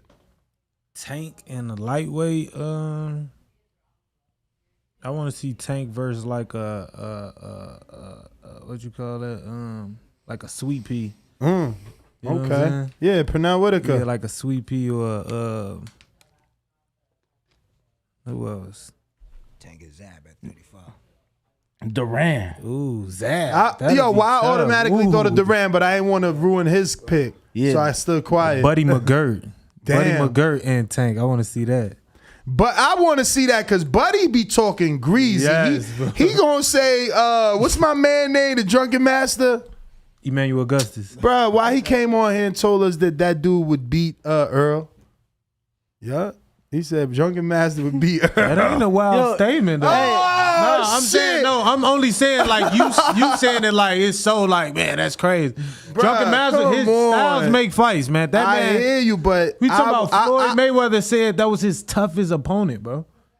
And then you just saying like Earl gonna wipe him? I don't see. Dude, go. Yo. And he had an upside down like record. 26 losses. He had an upside down record. Anybody could say that. I watched a lot of his fights on Friday Night Fights. You wasn't impressed? Not really, man. Because it was more of an act. It was that whole drunken. That was not an act. He believed in that. I hear you, but that shit wasn't helping him win. You crazy. He never got dog walked. Like it was never a fight when he going in doing that. He just got wiped. Wow. All right. Hey, listen, that's another guy. He's one of my favorite fighters, though. I'll give you that right now. Emmanuel Augustus, he's one of my favorite fighters. Wow. Because his style. I hear you. It's unique. Who do you believe is overrated in the sport of boxing right now? Doesn't have to be current. I'll give you a hint so you can have some context because like Paulie, he was doing a show, Malignaggi, and he said something like, I think they were doing all-time greats.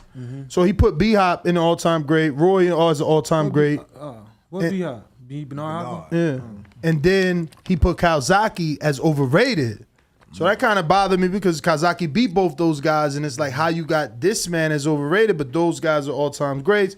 And everybody likes to say Kawasaki beat an older version of those two gentlemen, but you got to remember that B-Hop went on to unify 175 after that. So, you know, I think that Kawasaki is underrated. But do you have any fighters that you believe are underrated? Underrated? Emmanuel Augustus. Man, it was crazy. Yo, and you see, I usually say Paulie Malignaggi because, you know, people like, oh, he's not a puncher, but he's a two-time champ. And his second belt, he went to the Ukraine and won it.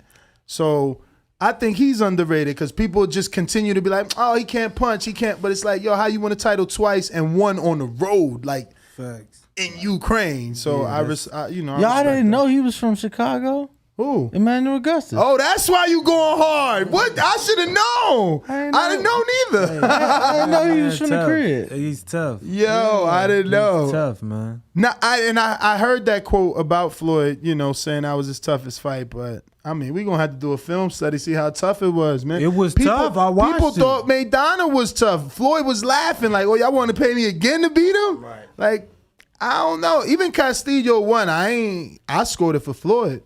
So I don't know. Tough.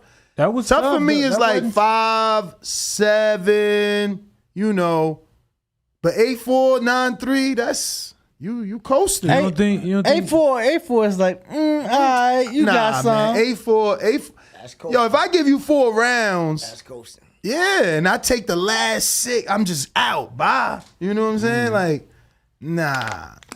8'4" is good. I'm curious, and just because this was something we was talking about earlier, what's the most rounds you think somebody has won on Shakur, like in a fight thus far? Honestly? Yeah. Statistically, Cole only lost 4 or 5 rounds over the course of his career. I'm sorry, statistically, Shakur only lost 4 or 5 rounds, I believe, over the course of his career. But honestly, I think maybe 2. You think he's only lost 2 rounds so far? What's the bigger fight, Shakur and Tank or Shakur and Devin? Tank. Shakur and Tank. Which one? Which fight is the tougher fight? Shakur and Tank or Shakur and Devin? Honestly, I love that one. I'm gonna say this, man, and I'm gonna stand on it. He washed both of them. Whoa. He washed them both. I'm gonna stand on it. Wash is a very like coach. Wait, like, no. Explain what a wash is like in a scorecard. What's a scorecard? A wash scorecard look like? He may lose a round or 2. Only 2. He may lose 10-2. You think he gonna 10-2 Devin Haney? Court may take a round off. Yeah. 10-2 a wash. 10-2's a wash. I said wash. That's like Mayweather I used Canelo. the term wash, right? I said wash. Yeah. I stand on it. I believe he Court, listen, man. You guys are just getting to see these versions of Shakur. We've been watching this since Yay High, man. This kid is awesome. Right. He's gonna be amazing, I've been man. fortunate. I've been fortunate the last couple camps. You guys being out here and whatnot, and just seeing what I have been able to see. I'm gonna put it to you like this: a fight between Shakur and Devin, to me, I'm gonna be honest with you, is bigger right now. That fight is bigger than Earl Bud for me. Reason being, cause it's so many unknowns with Earl. Like it was after the car accident, he answered them in the Danny fight, but then again with the detached retina, and it's just like I don't know that Earl would ever be the best version of himself, you know, in a potential fight against Bud. So to me, that's why this fight, I'm like, yo, 4, 5, 6 years from now, it's still the fight everybody want to see, though. Oh, of course, absolutely. You know, no, I'm yeah. The magnitude of it is. I mean, 80% Earl, 100% Earl. I think Bud give him something he never dealt with before. And it's just Bud different, man. You know, and what were your thoughts? Different in what way? Guy's a machine. He worked his ass off. That whole camp, that whole team, man. Those guys worked their ass off, man. You know, and I believe they don't get the credit that they deserve as a team. Them dudes work. They work their ass off from Bomac to Bernie, man. Saul, they all work. And Bud he's a machine, man. This guy, it's Monday, Sunday to Sunday. You know, they looking to work. It's like they days off. They doing like incline, 2,800 steps in 30 minutes kind of shit. That's a day off. You know, they different. Seriously. That's a fight that the sport definitely needs. But Shakur and Devin is a fight that one day the sport's gonna be clamoring for, and it'll happen. You think it's gonna happen? You think that fight happen? You know, I was a bit unsure because I know that they have a friendship, and I know that they're close to an extent, right? You know, to an extent. To an extent. If the money is right. No, look, we saw it with Mike Tyson. The money right, the fight could be made with anybody. I don't know if you guys saw Mike Tyson had Jamal, the big Charlo, right, on the show, and he made. And Earl came out and he's like, yo, you know, if the money's right, if you my mans, why can't we make some money together? Right. You know, and it's just like, I respect you so much. You know, let's give the people a show. Cole ain't gonna turn down no bag. I can tell you that right now. I wouldn't either. Right now, I wouldn't either, especially with a skill set like his. But you don't think that's like the fight in the future? Absolutely, but I wanted to just kind of slightly change topics and just ask what your guys' thoughts. Do you believe now that Tank's a free agent, he will also migrate to the top rank so that we can get the Shakurs, Devin, honestly, Tank man, all on the same side of the street? I can't speak on that man's business. You know, I don't know Tank personally. I don't know what their thought process may be. At this point, honestly, all of these young fighters, man, if they looking to make the biggest fights, they chasing the bag and legacy, then it makes sense to make the best moves that make sense for them. Not, the guys that think futuristically this is the fight that you should have or this is the next fight for you. And I think that's nonsense. These guys are young men, young adults. They've been groomed to be decision makers their entire lives. When you're taught to fight, you have to be able to make decisions inside the ring. So now you ask them to come outside the ring and not make decisions about their business. That's an oxymoron. Don't make sense. Okay. So Antoine, man, I wanted to ask, obviously being 26, there's a time limit or some sort of time rush, maybe not for you, and that's what I want to ask. Are you trying to have a Shakur career where, I don't know, I think it was 13 fights he became a world champion? Or are you going more the traditional route where like a Canelo, I think he was like, you should know Almanac. When did he get his first belt? Matthew Hatton it was. It was Hatton, that was 08. 08. I don't remember how old he was. I think he had like 40 maybe? Yeah, I wouldn't say Canelo because Canelo fought a lot of fights in Mexico before he had like 20-something fights over there before he even came this way.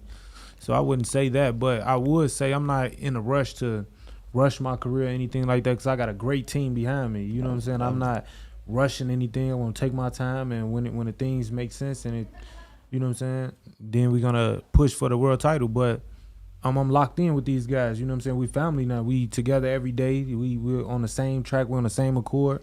We all got the same vision, the same mindset. So when we all come to the senses, we being ready, then we're gonna take the steps to make that happen. Before we end it, I do want to transition into a little lighter topic. I'm sure you guys seen what took place at the the Academy Awards with Will Smith and Chris Rock. Perfect. What was your reaction? Me, I'm gonna say like we all professionals. You know what I'm saying? We all come from where we come from, all over the world. We professional. Always the joke is funny until it's on you.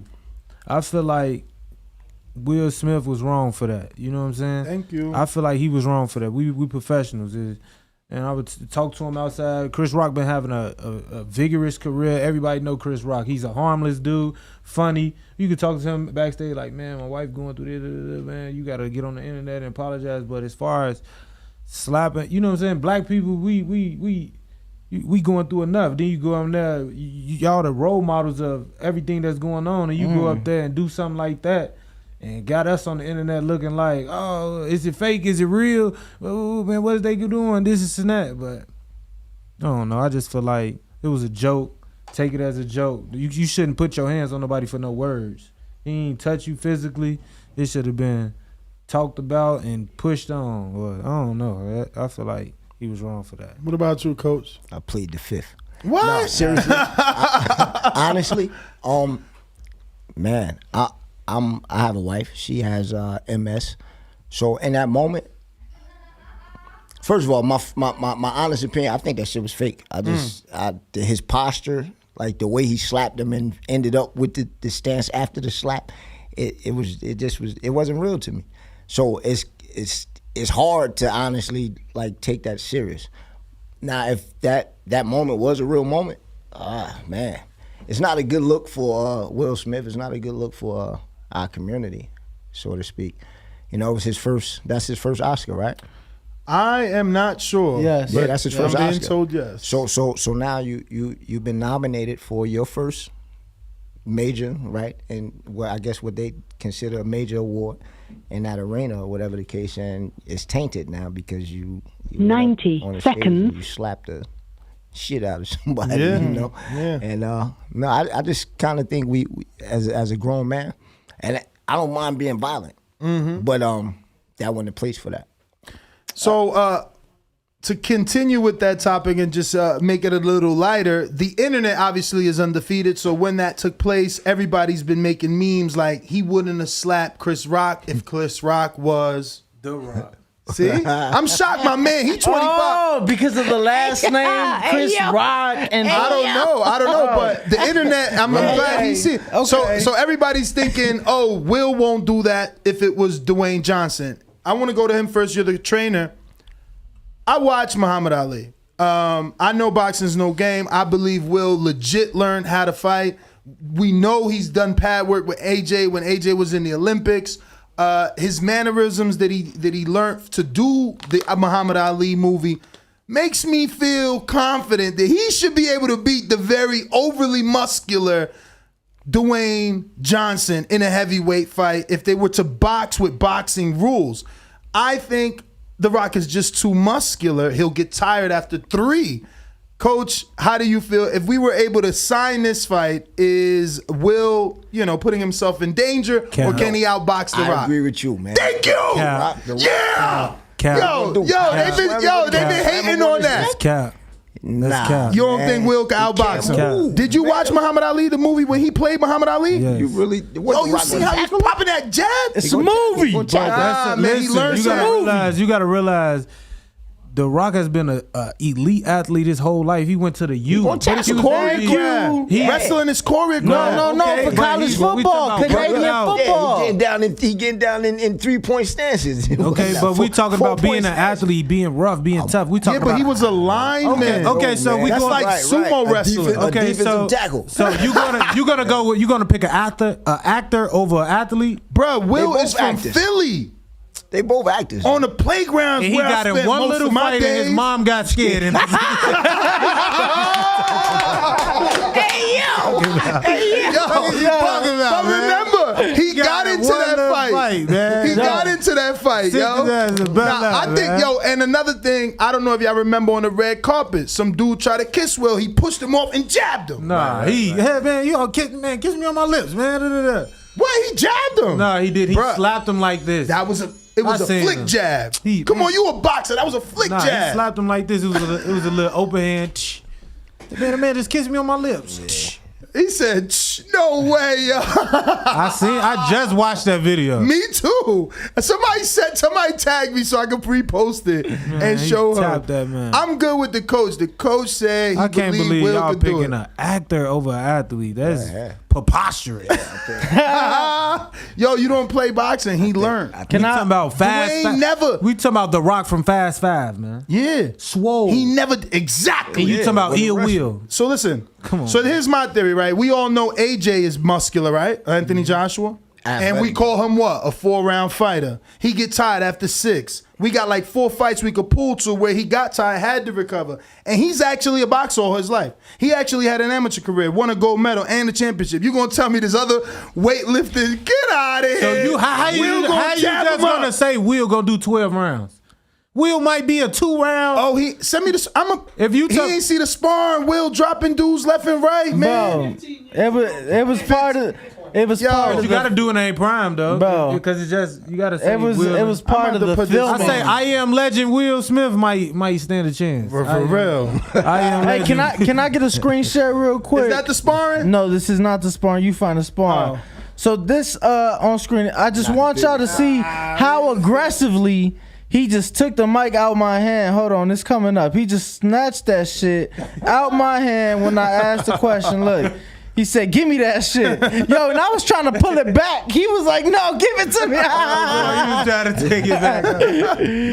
Yo, shout out. I'm good on the screen shit. Shout out to I've been waiting. I don't know why I never think of this. I need you and Shakur. I need a spades game. Cause ain't nobody running to Boston on me. I need a spades game. I need you and Shakur. Hey, bro, we need you ASAP. Like, come on. Somebody got to come on. I'm gonna say this. Man. I'm gonna say this every camp. Like this is one of the reasons why we bonds. Like we do all the same. We got all the same hobbies and all the same things. We been spades partners since week 1 in camp. No, let me tell you, that goes a very long way. So do you have very long? That's way. what I'm saying. So I'm getting to the point. Do you have a spades partner? See, you the type of person to pick somebody. You can pick a bum off the street. No, here's the thing though. Hold on. Let me tell you. Here's the thing, right? When I'm in Chicago, got my partner. And when I was in the Air Force, I had my partner. Mm-hmm. You get what I'm saying? And just how you said, that's how y'all bond. Yo, a space partner.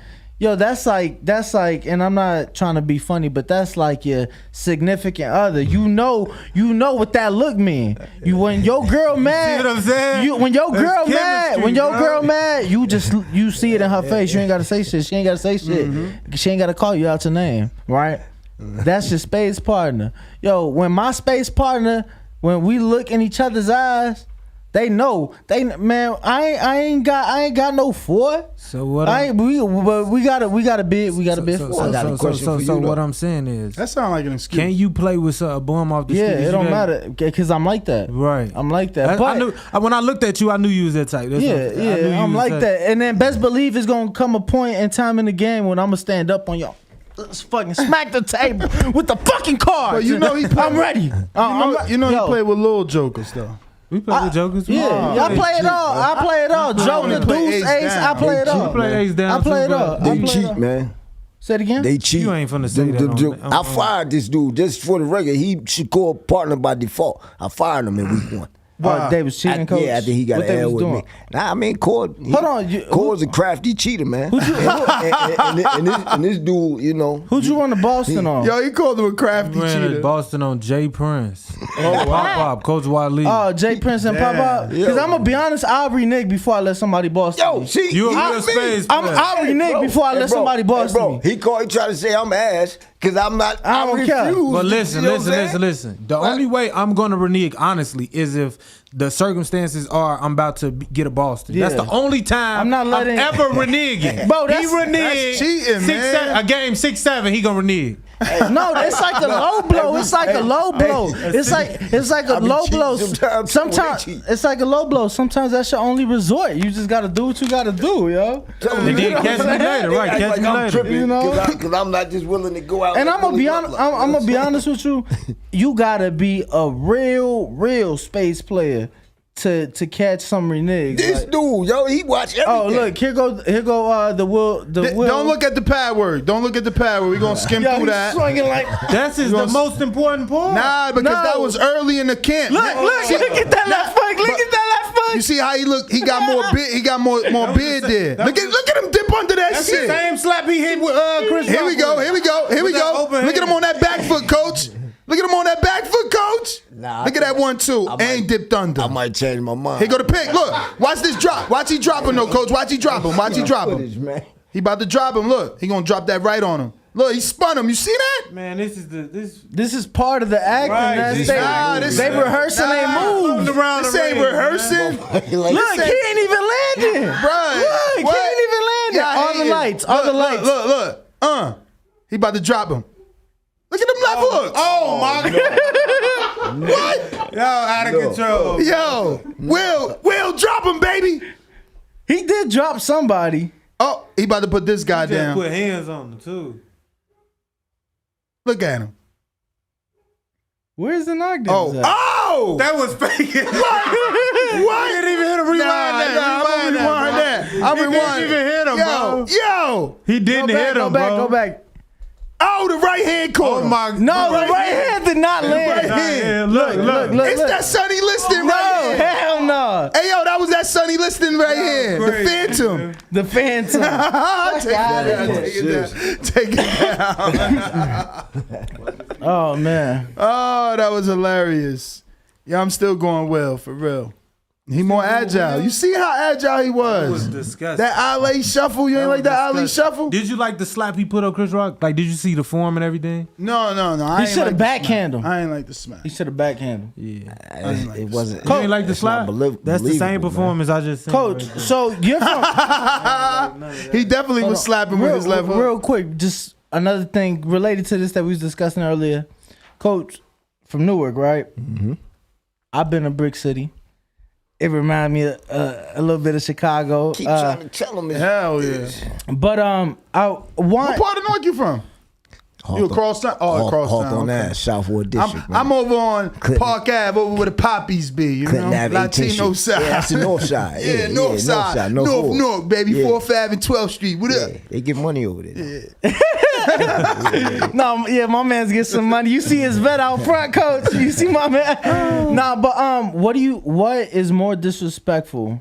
Like, what do you think? Oh, wow. Yeah, this question was because good. I was telling him, I'm like, yo, getting slapped by another man got to be like top 5 most disrespectful things another man could. I think being backhanded and being spit on is more disrespectful, but I wanted to see what you think. Like, that's pretty disrespectful. I'd rather get punched. I gotta pick out of being. No. I'm saying like not that you picking, but which one is how the worst? bad is it? And you're like, there's not many things. No, getting slapped by another man. That gotta be like. But which is the worst though? Yeah, which one's the worst to you? Yeah, spit. That's what we all say. Spit is man. like, yeah, that's disrespect, man. Yeah, you spit, man. I might shoot you. Excuse me. Hey, listen, we ain't governed by no FCC. Yeah, you know what I'm saying. That's like the absurd. ultimate disrespect. You smack me, man. I'm gonna punch you in your shit. We can fight. we gonna fight. Your smack might make me laugh. You know what I'm saying? We gonna fight. But you spit. Oh, I'm seeing red, nigga. Like you tripping. You tripping. You tripping. Well, I think that's everything. Let's go to intermission. We're going to take some picture with these guys. We'll be right back. We appreciate you guys joining in. Don't forget to smash that thumbs up button. We'll be back after a few minutes. Fury's the name, and fucking fighting's the game. His heart's rattling now. His balls have sunk up inside of him. There's a man here that's going to annihilate your daughter. TheBoxingVoice.com. The heavyweight champion of the world, the greatest fighter that's ever lived, ever laced a pair of boxing gloves on, ever stood in a boxing arena. Me, the Gypsy King. Fury, under the hands of Sugar Hill, is just a different beast. He's a different monster. Joshua's a coward. Usyk's a pussy, and Dylan Whyte don't want to fight. So if you can prove me wrong, get to fucking fighting. These are all coward bumdossers. I'll annihilate the lot of yous and destroy yous. Submit yous. Tap you bitches out.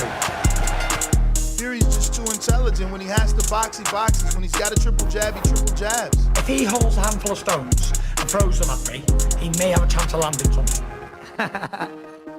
Chicken! Joshua, where are you? Where are you, AJ? Dylan White's a bitch. And when I see you, you've got to fight me anyway. Taking supernatural strength. Fury throwing it up again. Oh, and that's it. It's over. Russell Moore waves it off. STS Promotions. I'm going to smash your face in too. There's not one thing you can do about it.